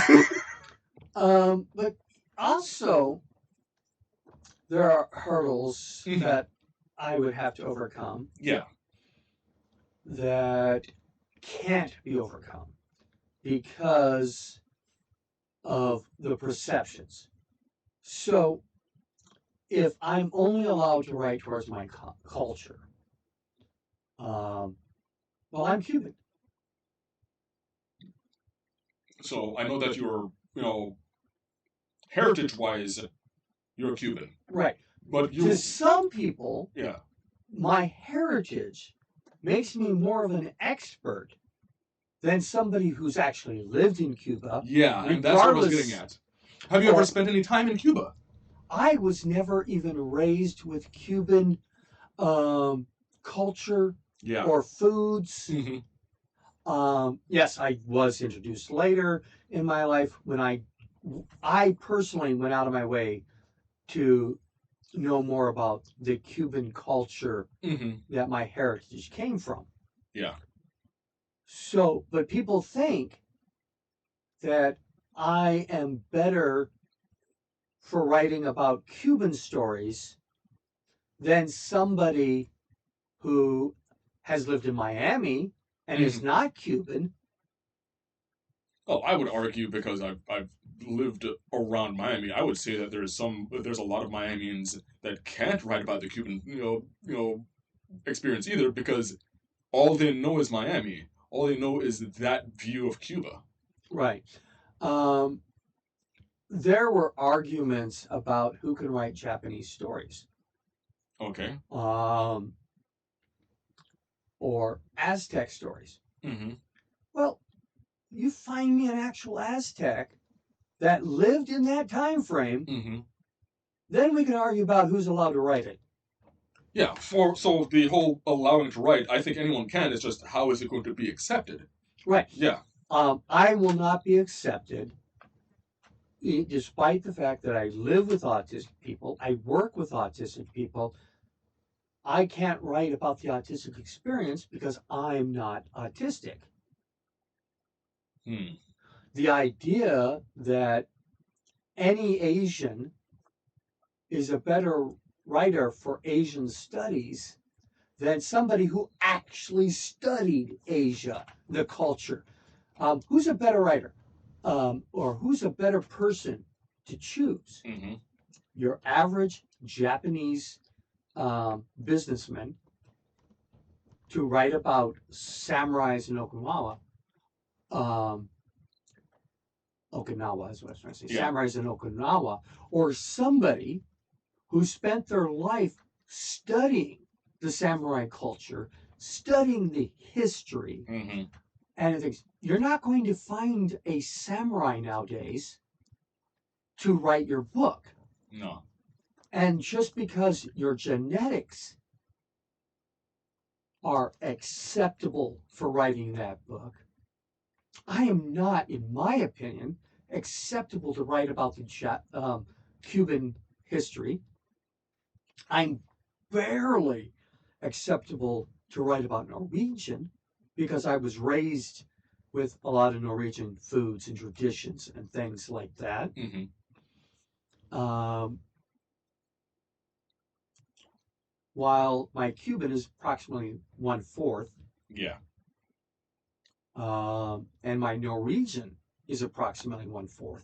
Hmm. Or actually, yeah, it's hard. I'm so many different things. So I feel, and this is something that I strongly believe. I believe that when you're producing content, write what you know, and societal perception of that, it's going to be there, and you can't always just go by what society is expecting of you.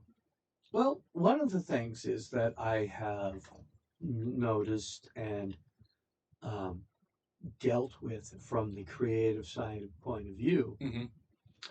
is that the best person to write the story is the person who wants to write the story. Yeah. Um, the worst person to write a story is somebody who doesn't have any qualifications or not doesn't have the know. Um, I think I can write authentic sounding things. It's like, oh, you every book needs two writers. One of them has to be male and the other one has to be female. No. Because No. men can write about the female experience no matter how much they know or have been told or learned from their female people. Yeah, but I don't think that a female point of view was needed. For example, in Lord of the Flies, that was all boys.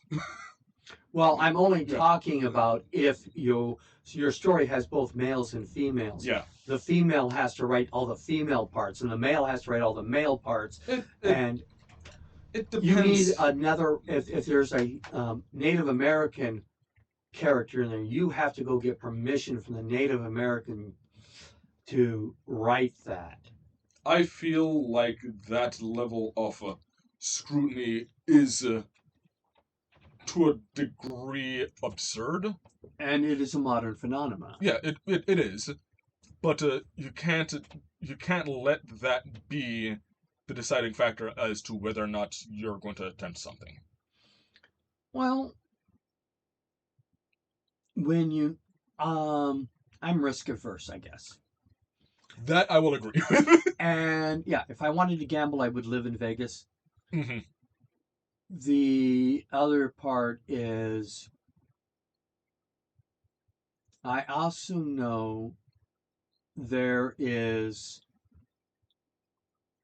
a lot less people who are willing to judge the art without first judging the artist. Well, that also gets into the I feel the decline in media literacy. Yeah. But every single artist, mm-hmm. every single human is flawed. Yes. And absolutely. if you expect your writers to be saints, then we will have no writers. And then I got some bad news for you about certain saints as well. Yeah, yeah, sure. So, we need to move on to our next section, which is Traps and Riddles. Yes.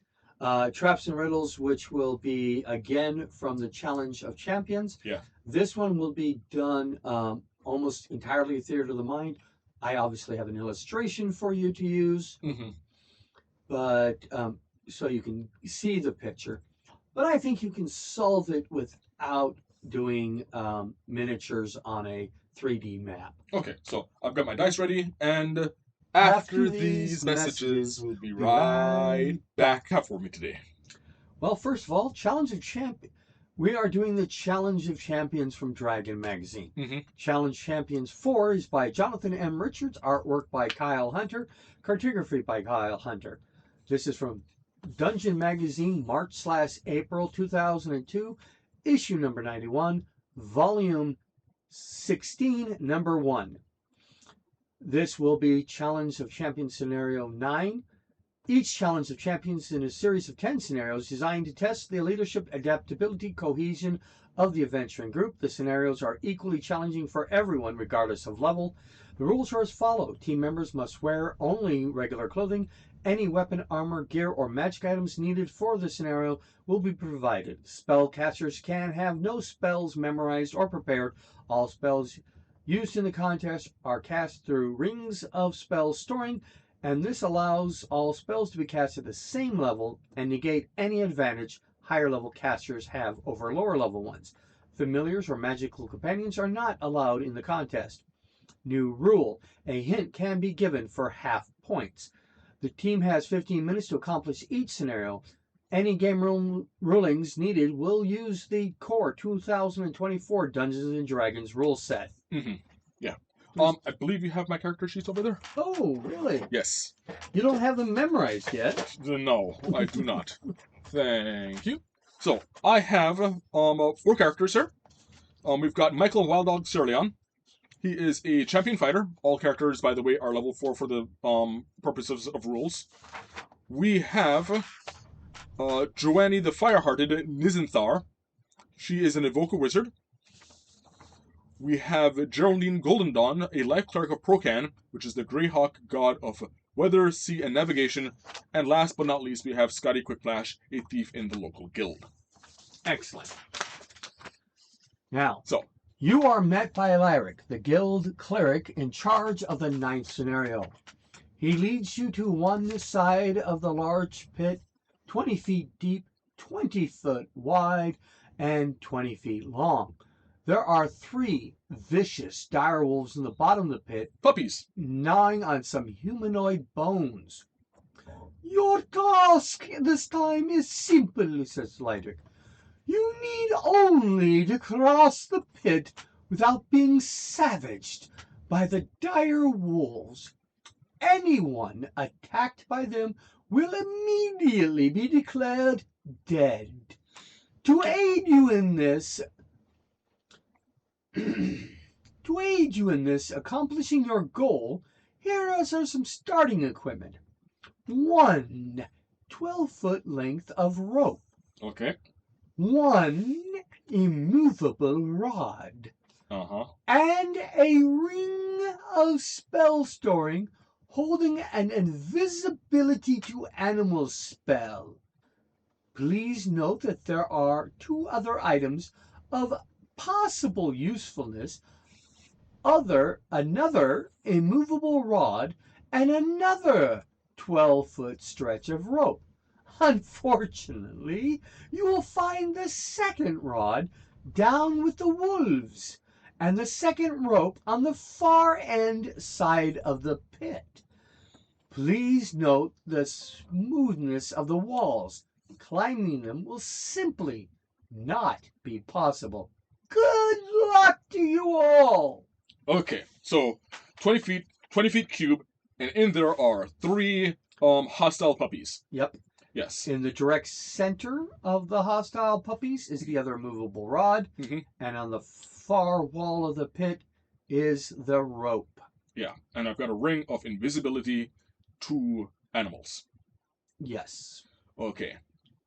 So, first things first, and this is just me being a paranoid here. Nope, wait a minute. First things first. 15-minute timer. Okay.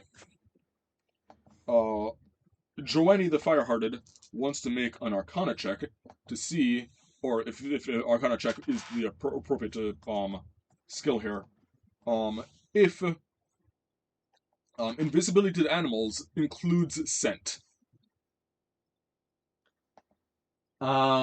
Yes. Okay.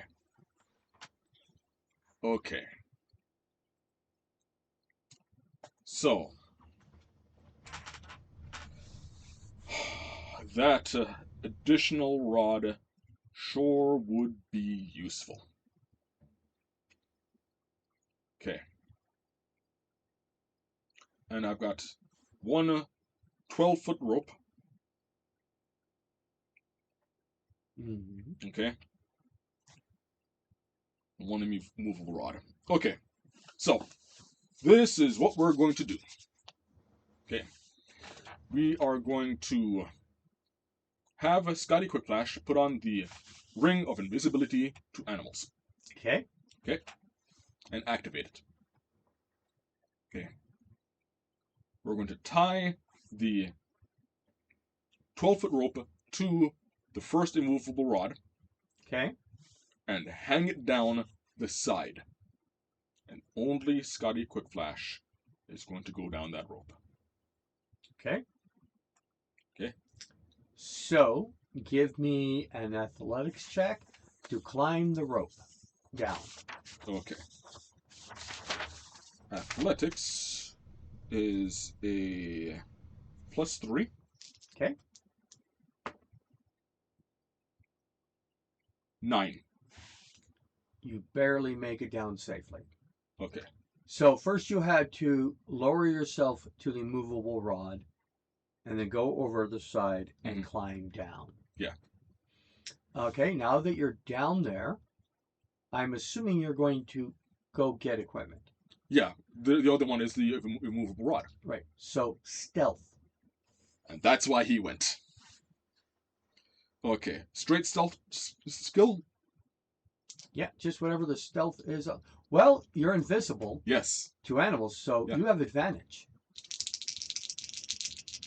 That's what I was asking. That's a 13 plus 8. That is a 21. Okay. Okay. So you're able to get across the 20-foot thing. Yeah. And pick up 2 objects without being caught. Right. So well, now I believe the other rope was on the other side. Yes. Okay. It wasn't in the pit. It's in the pit. Oh! This makes it easier for me then. It's at the bottom of the pit against the wall. Okay, so he's going to make his way back to the rope and climb up it. Okay. And now that he's on there, we're going to tie the other movable rod to the other 12-foot rope. Okay. So your stealth is still good, but to get up the rope, I need an athletics check. You need an athletics check, and then you're going to need an acrobatics check to stand on the rod. Oh no! Once he's up, his teammates are just pulling him back onto the surface. Are you leaving the rod where it is, or are you bringing the rod back up? Well, yeah. Well, we were just using the rod to what's the word? Anchor? Anchor, yes. To anchor the rope. Okay. Yeah, he's not standing on the rod. He's just, climbing up and over. And once he's back on there, he's deactivating the rod and pulling everything up. Okay. Because I'd rather do all of this in the safety, away from the dire wolves. Okay. So you're up there. Yeah. You have 2 12-foot lengths of rope and 2 immovable rods. What are you going to do? Okay, I'm going to tie the 12-foot rope to each, one 12-foot rope to each immovable rod. Okay. Okay. Then I'm going to tie the 12-foot ropes to each other. Okay. Yeah. And that should give me a little under 24 feet. Yep. Okay. And so 23 and a half. 23 and a half. Okay.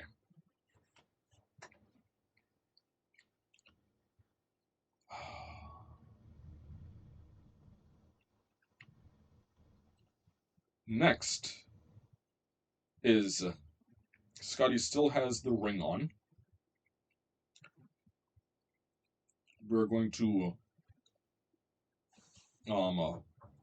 reset the first immovable rod. Okay. He is going to take the combined thing with the other immovable rod that isn't activated, and he is going to carefully climb back down with the rope and travel across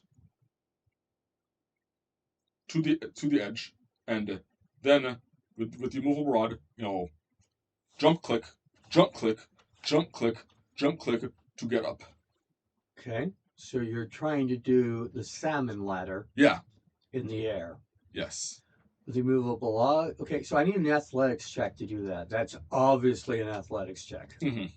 Okay.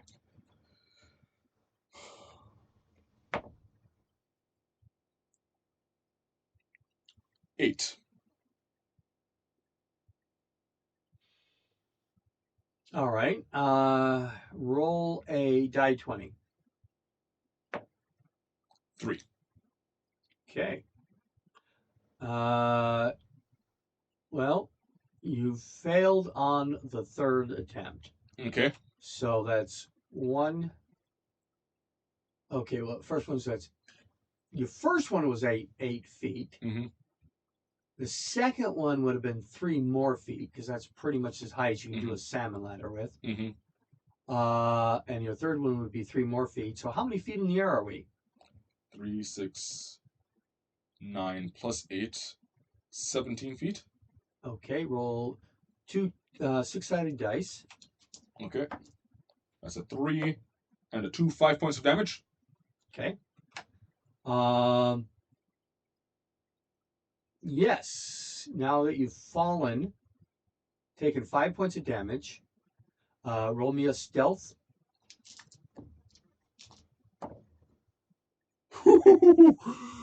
27. Okay, so they did look up, but didn't really track where you are, so they just went back to resting, the dire wolves. So I'm curious how you're going to get back to the rope.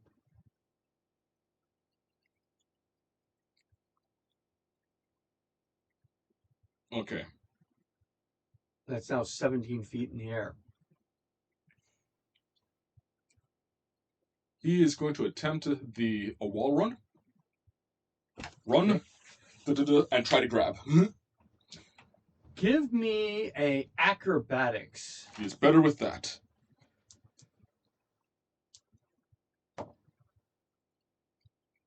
Thank you. Thank you. 21. All right, you come up and you do the roll. Jackie Chan. You do the Jackie Chan up, which for those of you who don't know, American Ninja makes you do that particular run all the time. So this is not unprecedented. Yeah. So Okay. 17 feet up. I've got 3 feet left. Mm-hmm. I'm not going to try to do a salmon run. Uh-huh. Lift, grab, Okay. decide, and then up. Okay, so you get yourself to the top. Okay. Then what are you doing? I get up. Mm-hmm. Okay. Now I have a tightrope across, Okay. secured on both sides. Okay. And Scotty Quickflash is on one side. How thick is the rope? Average. So tightrope. Average, by the way, is 2 inches. 2 inches. Okay. Would it... Okay. So it is too thick for me to slide the ring down. Yes. Okay. That's what I was afraid of. Okay. Even it would be too thick even if it was 1 inch. Mm-hmm. 1 inch is my thumb. Yeah. Not any of my fingers. So, Michael Wild Dog Sirion is going to be next, and he is going to grab, lock his feet around the rope, and just drag. Okay, give me an athletics check. Because that's taking some strength. Mm-hmm. Athletics plus 6, 16. Okay, he makes it across. Okay. I can't think of any way.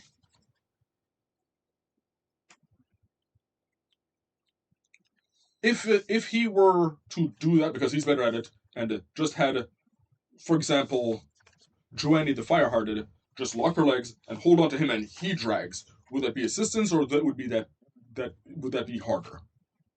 That would just raise the DC. DC. Okay, so What did you get? oh, that was a 16 total. Right. But I was asking, I wasn't attempting. Right. Plus, he's all the way on the other side now. Okay.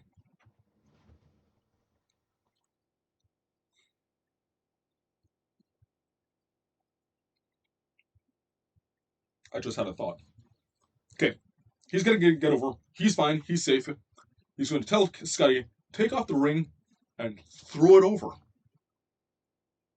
I'm pretty sure he can throw a ring more than 20 feet over to the other side. Sure he can. Yeah. And he doesn't even have to roll to hit because you're just trying to hit a 20-foot square. Yeah. How much time do I have left? 4 minutes. 4 minutes? Okay. Joannie the Fireheart is going to put on the ring. Mm-hmm. Okay. And do what Michael did. Okay. Athletics check. Yeah, if that's the method she's using, it's athletics. Acrobatics would be swinging across the rope, jungle gym style, or walking on it. She's going to do jungle gym style because her acrobatics is better than Her strength? Yeah. Okay. So +2 as opposed to a -1. 17. Okay, makes it across. Takes out the ring, tosses across. Geraldine Blondon is the last one. Okay. She is going to do it the same way Michael Wild Dog Sirion did. Okay, so that's strength. Okay. +3 as opposed to +0. She has the ring on before she does this. 14. Okay. 2d6. 4. 8. Okay, 8 points of damage. Stealth. Falling. Stealth check. 4. she's dead. Which is the last one. So you got 30 points. Better than the 20 points. I'm guessing I'm just curious, what was the hint? All right. And we stop the timer. Mm-hmm. It's 2 minutes and 30 seconds remaining. Hint. You can climb the walls with the rods. So I'm guessing. Yeah. Yeah. You put one up there. You get on top of it. Mm-hmm. Have the next one up. Bring the yeah. You can do it like that. Yeah. But there you go. You made it. Yeah. I hadn't thought of that until I thought of the ring. I didn't think of tossing the rods. Okay, so who died? That was Geraldine Golden. Geraldine Golden. Okay, let me describe her death. The wolves come running to her space where she fell, and one of them says, Tiger. No, he says, "You're dead." Yeah, Tiger. Mm-hmm. All right, but we got 10. I kind of imagined that it was a very good illusion of 3 people in furry costumes. Now, wait a minute. Asphyxiate, the last week's one, where you worked, We forgot to say... You died. Yeah, we died. That was a complete failure roll. Yeah, because we forgot the word begone. Mm-hmm. Yeah. You were given instructions and forgot all of them. All right. Yeah. So we got pretty good points here. Next one this was Canine Crossing, and the next one's called Death Potential. Death Potential, which is always a potential. Very nice.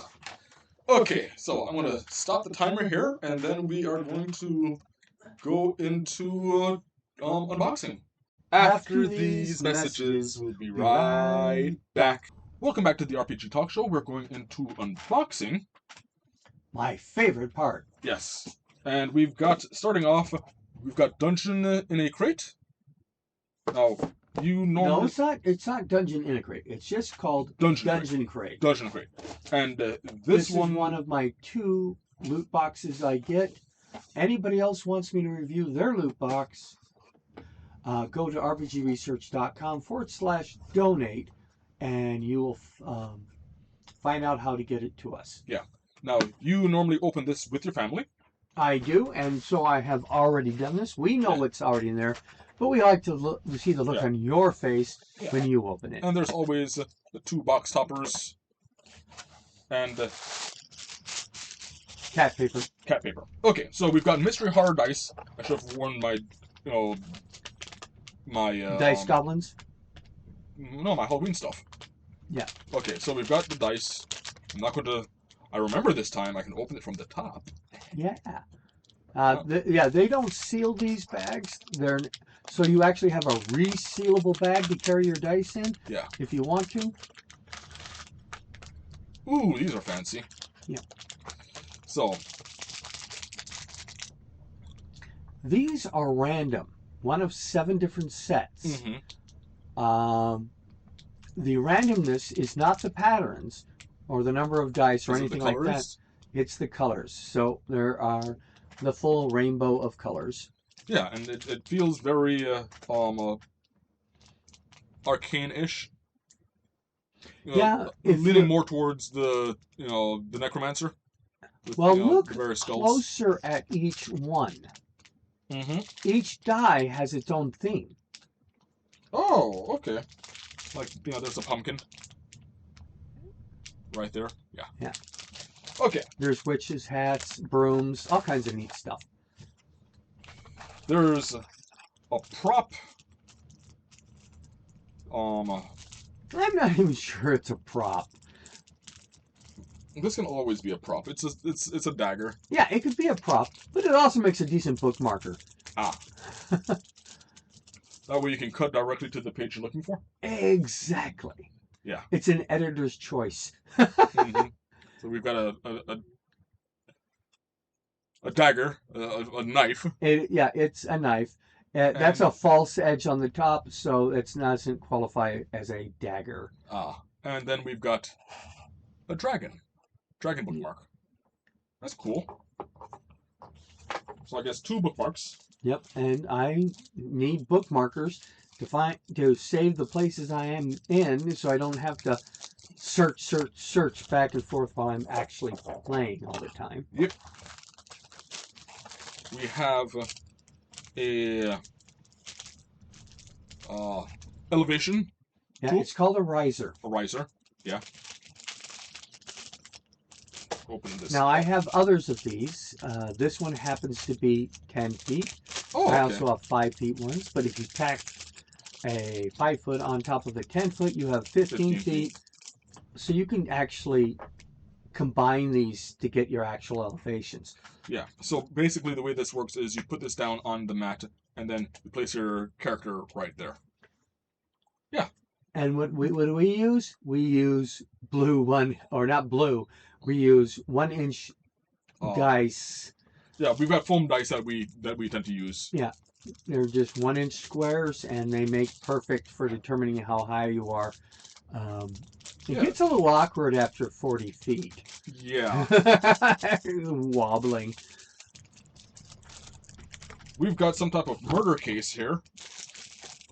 Yeah. Bag filled with, blood splatter.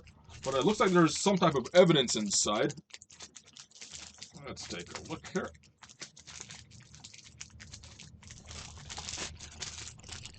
I do think their Halloween sets are usually better than the rest of them. That's just my opinion. Maybe because I like Halloween so much. We've got... come on, focus. Put a piece of paper behind it. Yeah, let's see here.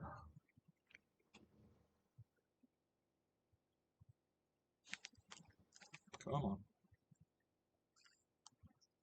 When it comes in go. focus, you'll see it looks a lot like the early Dungeons and Dragons miniatures known as the Orc Marauder.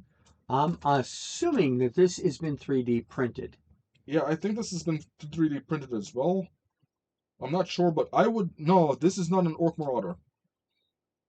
No, I'm taking a look at the face, and that looks like a Viking to me. That's a human? Yeah, it looks like humanoid to me.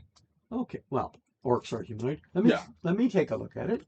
Yeah, take a look at that face, and if you're not thinking of that as tusks, but a beard. Or even mustache coming down. Yeah, a mustache coming down. Okay, I grant you this could be definitely a Viking, as opposed to being an orc. Yeah. But it could be an orc. I first thought it was an orc as well, but on further inspection, I feel like that looks more like a Viking. How close can I get to that face? That is... It's not in focus. There we go. There we go. Yeah. Rotate it a bit. Yeah. Yeah, so... I don't think that's an orc. Viewers, please put a note in the comments of whether or not you think this is an orc, a Viking, or a Viking orc. Yeah. Mind you, Viking is a job, not necessarily a heritage. Correct. Yeah. And then we've got some type of... No, we don't have Japanese Vikings.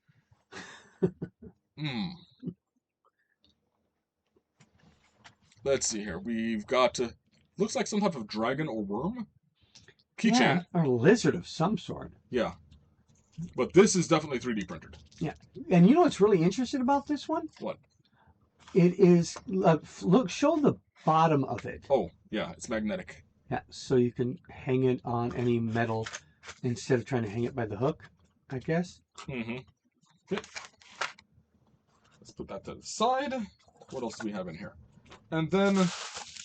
Oh, we have stickers. Or a sticker. Looks like a general adventuring D20. Yeah, he's got it's a die 20 ready to go out and adventure. Yeah. And then we have the Witch of Blackwood Hollow. A little Halloween module. Yeah. Sometimes shadows aren't what they seem. Cult Classics production starring Wayne Brecke, Laurie Brecke, Serafina as herself, Dungeon Master as Velor, edited by Laura Brecke, produced by Level 3 to 5, System Neutral Adventure, executive producer Dungeon Crate, layout and design Wayne Brecke, Blackwood Hollow Film Commission. Oh, I guess this is based off of a film. Yeah, they're trying to represent a horror movie in a role-playing game. Ah, okay. So, now what do you think of that artwork that's behind the lettering? it's in a couple of different places. We've got some artwork back here on the title line.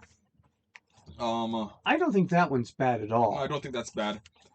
I feel like there's a transition between this really, really faded stuff into this map, and I feel like that's a bit distracting. Okay.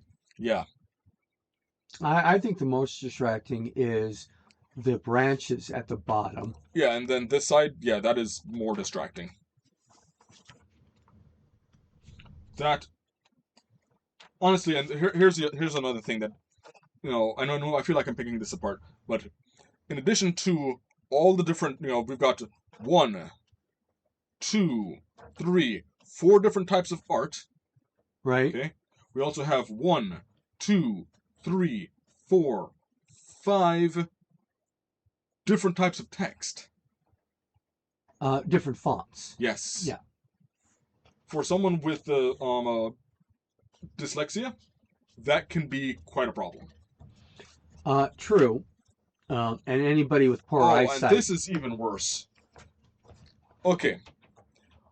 Yeah, this artwork, fine. Okay, it's a bit disturbing, but this right here, you've got an arm, and the line of the arm is try to split those words. That's a problem.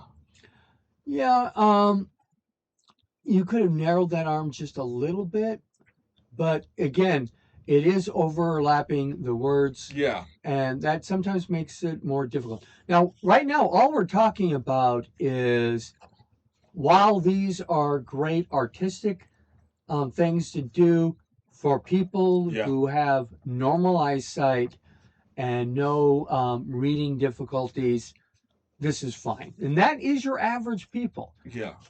For the smaller amount of people, as an accessibility review, that can be a little bit of an issue. Yeah. And again, we have 1, 2, 3, 4 types of texts, and this is something that I learned as an animator and working in design and whatnot. Right. You want to limit the amount of types of text you're dealing with. That way, your eye is only transitioning. You generally want to have maybe 3. You get your title, maybe your subtitle, then your text, and then like legal script, where it has different positions and placements. Whereas you've got title. I don't know why these two are effectively different. Right. Yeah. No. Well, and okay. In fairness to Wayne Brecke and everybody else that made this thing, this is an unboxing. Yeah. We haven't read it. We can't tell you the quality of the story. Yeah. I do like the handout there. Oh, yeah, that's a good handout. Now, one of the things you can do if you're a subscriber is they'll give you a code, and you can go on to their website and get things where you can print out the map, print out that handout separately. Yeah. And then at the end, we have a map. The map is completely fine. We've got a monster with the artwork bleeding into the stats. Yeah, but let's see what we can actually get from here. Trailer. In a world of dark horrors and high adventure, one adventuring party is hired to decode a stolen Book of Shadows and stop a village witch. Can they decode the journal, navigate the haunted forest, survive attacks from beyond the veil, and find out what exactly is going on with the Witch of Blackwood Hollow? This adventure is set in the village of Blackwood Hollow, near Black Lake, in a sandbox world of Halcyon, Halcyon. but can be set into any remote village near a forest. This is a system-neutral adventure suitable for 5th edition Shadow Dark RPG or Pathfinder. Yeah. The only question that I have Mm-hmm. is what kind of witch it is. Well, I'm not going to reveal that to you. Yeah, you have to. I have to either run it or play it to find out what kind of witch it is. Yeah. Because there are multiple ways to represent witches. Oh, yeah. And not just good and evil. Yeah. Whether your witch is a practitioner of a religion, Uh-huh. or if your witch is an actual hag monster. Uh-huh. Are they cottagecore? Right. Is it a kitchen witch? Okay, so that was Dungeon Crate. Yes. Okay. Next, we have Wondrous One-Shots. I'm going to try and go through this quickly so that we have more time with Battletech. Yes. Okay, so, I have not opened this. yes. So we have, looks like an advertisement, scroll maps, build your own town, boon cards, silverblood weapons. The next chapter in Greenwold Saga, Mega Dungeon Mines of Silverdeep. 5th edition adventure. Okay, that is a Kickstarter that is currently out, and they're talking by scroll maps 20 feet of dungeon on a single map. So you don't show it all at once. Ah, you roll. Unroll it as they move through the dungeon. That can be very nifty. Kind of railroady because you can only go 1 or 4 backwards. Yeah. But they also have, you can go off to the sides with additional tiles. Okay. So, in here, we have the one-shot. Oh, everything's coming up. Mm-hmm. Okay. I kind of like going through the skinny minis first. Okay. Okay. Speaking of witches. Yeah. So everything is Halloween themed in these 2 boxes because of when they came out. These were our October crates. We were unboxing something else last week. Yeah, we were unboxing Lord of the Rings. So, we've got these. These look colorful and absolutely adorable. They look very Fae-esque, but Fae in the kind of like whimsical Saturday morning cartoon type way. This is kind of a cottagecore witches, it looks like. I think this is more like candy corn. Candy corn witches. Candy core. Candy corn. Yeah. These are the witches of Candyland. Yeah. These looks like any of them could be inhabiting Candy Mountain. Or Willy Wonka might meet these on one of his travels. Their travels. So, Okay. Speaking of which, we've got this, which includes, I'm not exactly sure what it is. Oh, I think I know just from the look at it. But it's laminated, right? No, it is in a little package. That's why it looks laminated. I think it's a fortune teller. Those little things that you fold up and go, pick a color, pick a word. We will see. But we've got, this very much feels like, My Neighbor Totoro. Mm-hmm.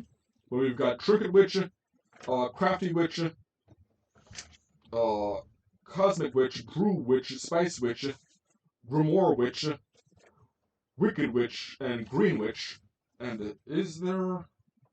Another side, it's not stickers. Oh, Ooh. There's another page. Yeah. I'm guessing you've got your ravens, your crows, your pestles, your muffins, or cupcakes, and your cats. Okay, I still think it is one of those fortune teller things. You have to put the pieces of paper back to back, which I don't know why you wouldn't have just done it a 2-sided piece of paper. But I could be 100% wrong about what that thing is.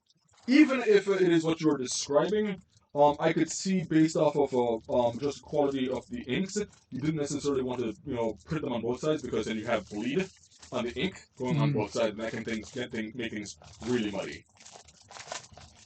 All depends what kind of paper you're using. Yeah, and Go ahead and feel that. You can feel like that would have bled through. It might have. I don't think that it really did. If you look here on the backside. Yeah, but sometimes if you print on the back of that, then it may bleed through. Yeah. Okay, so we've got a map here. Try to open this up. And we've got this map. That looks like a town's, the well in somebody's town. Yeah. We've got a pumpkin patch. And then on the opposite side, we've got the interiors. Yeah, that looks like one house. Mm-hmm. It could be... No, it's one big house.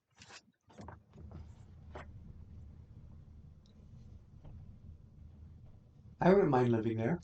Oh, it looks really, really cozy. Yeah. And let's see here. We've got this. This is The Bewitching of Bramblewood. Wonders One Shot by Dungeon in a Box. On the back,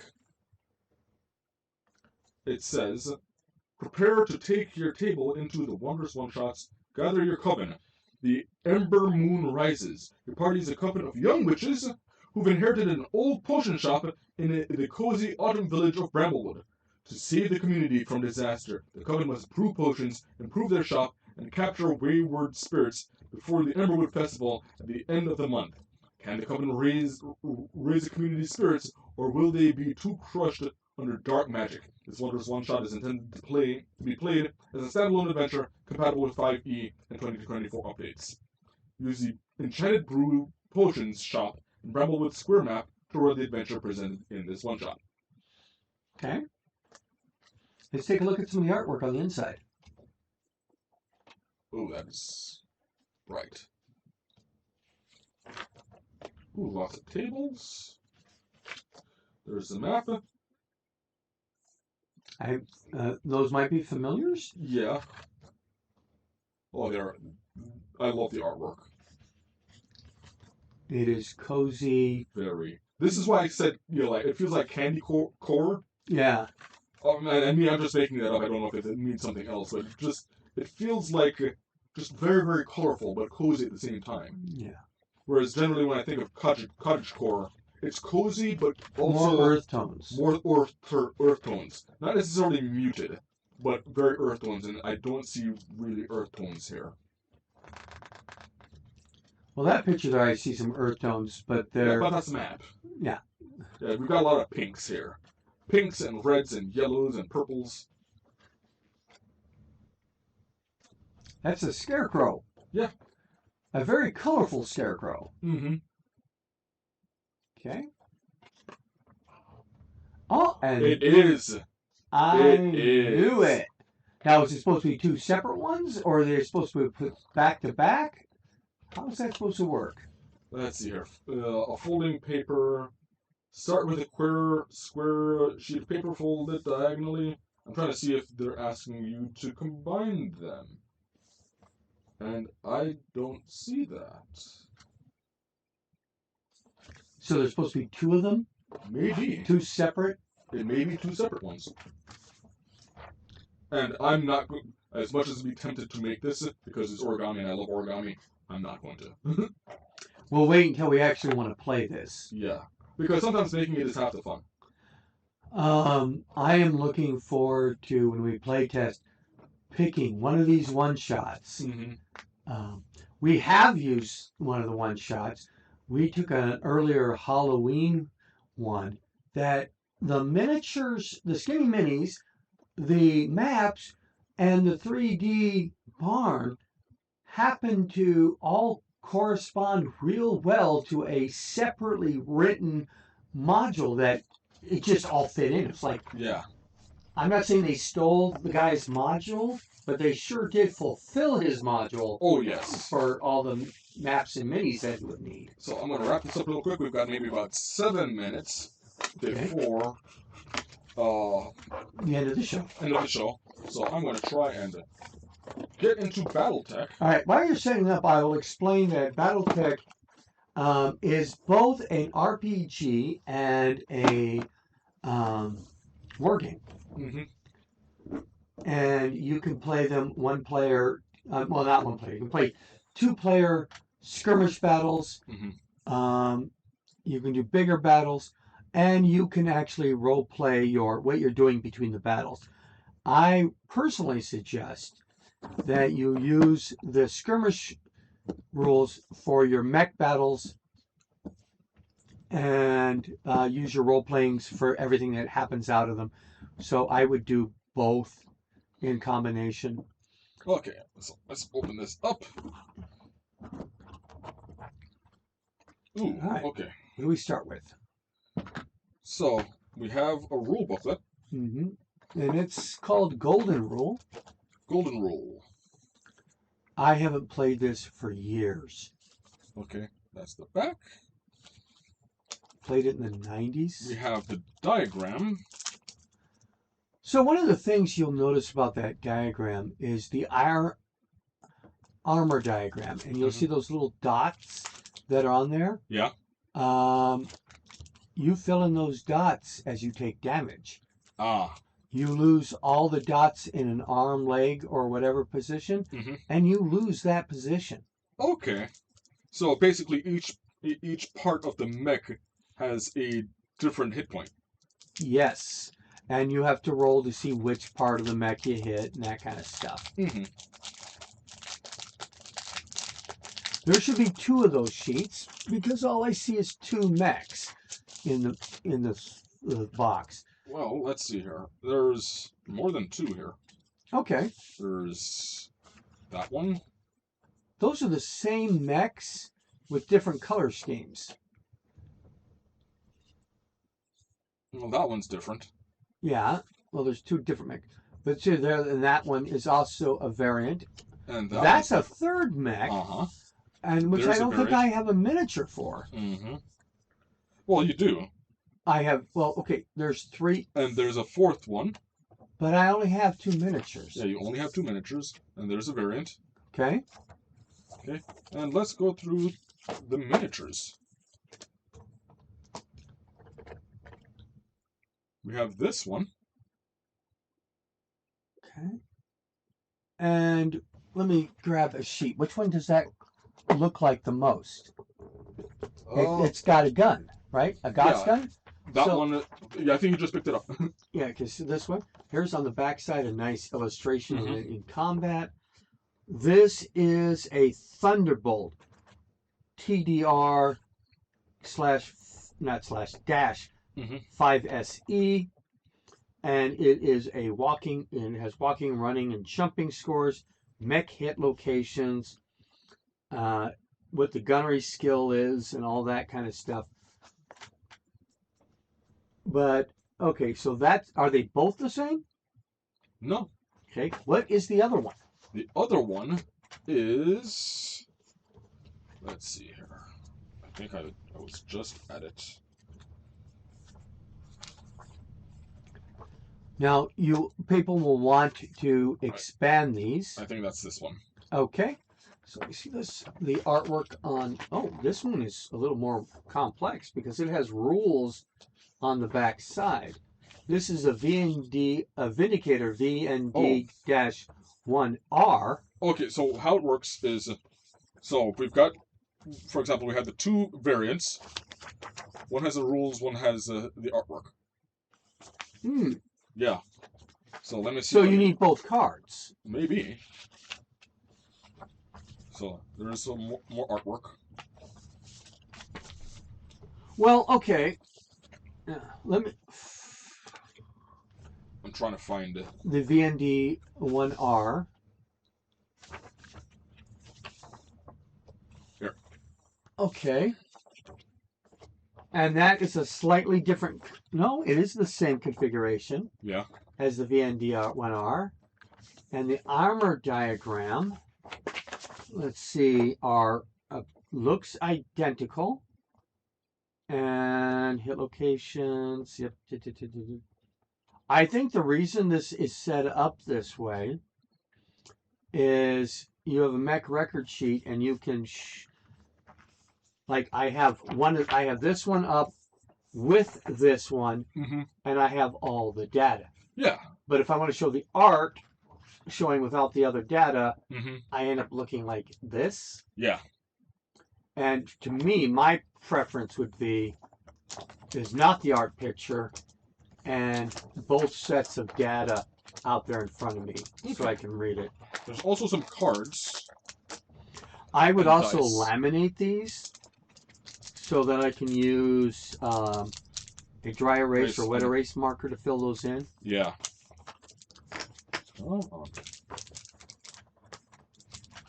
Because unless it says so in one of the rules or something, I don't know that I would want to write that on that. I mean, if it says in the rules that these are safe for markers, erasable markers, then if we see, and then there's I guess 4 cards based off of the mechs. We have the J.A. Yawin.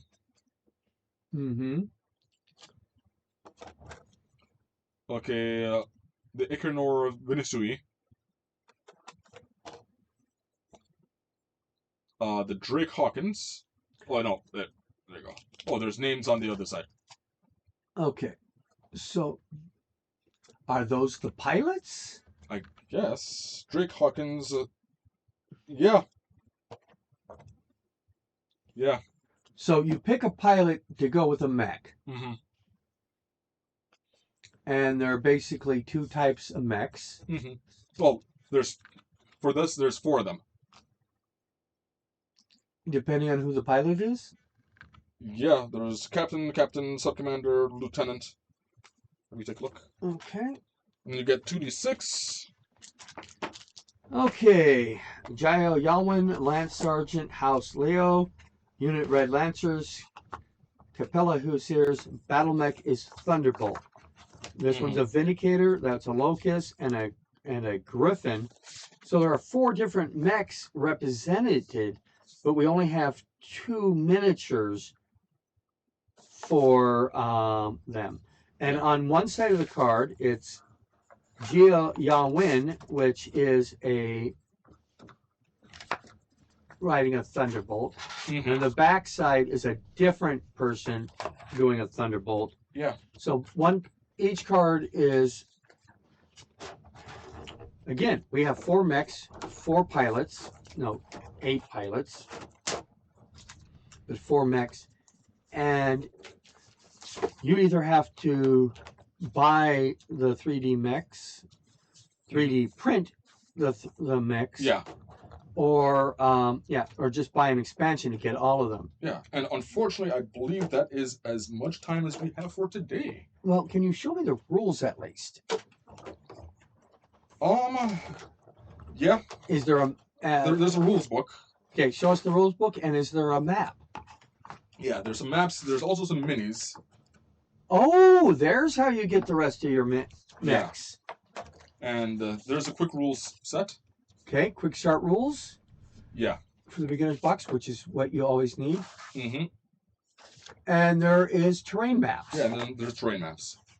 Okay, so we do have everything we need. Yes. I'm glad to see that we had pawns to also be used. So the upgrade is to get 3D miniatures. Yeah. Okay, and let's see here. And I believe this is actually the 40th anniversary.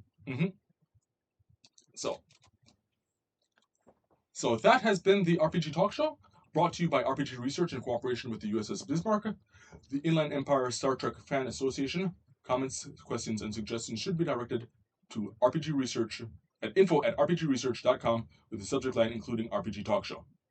Next week, our topic will be small group dynamics using Abaddon's interactive patterns.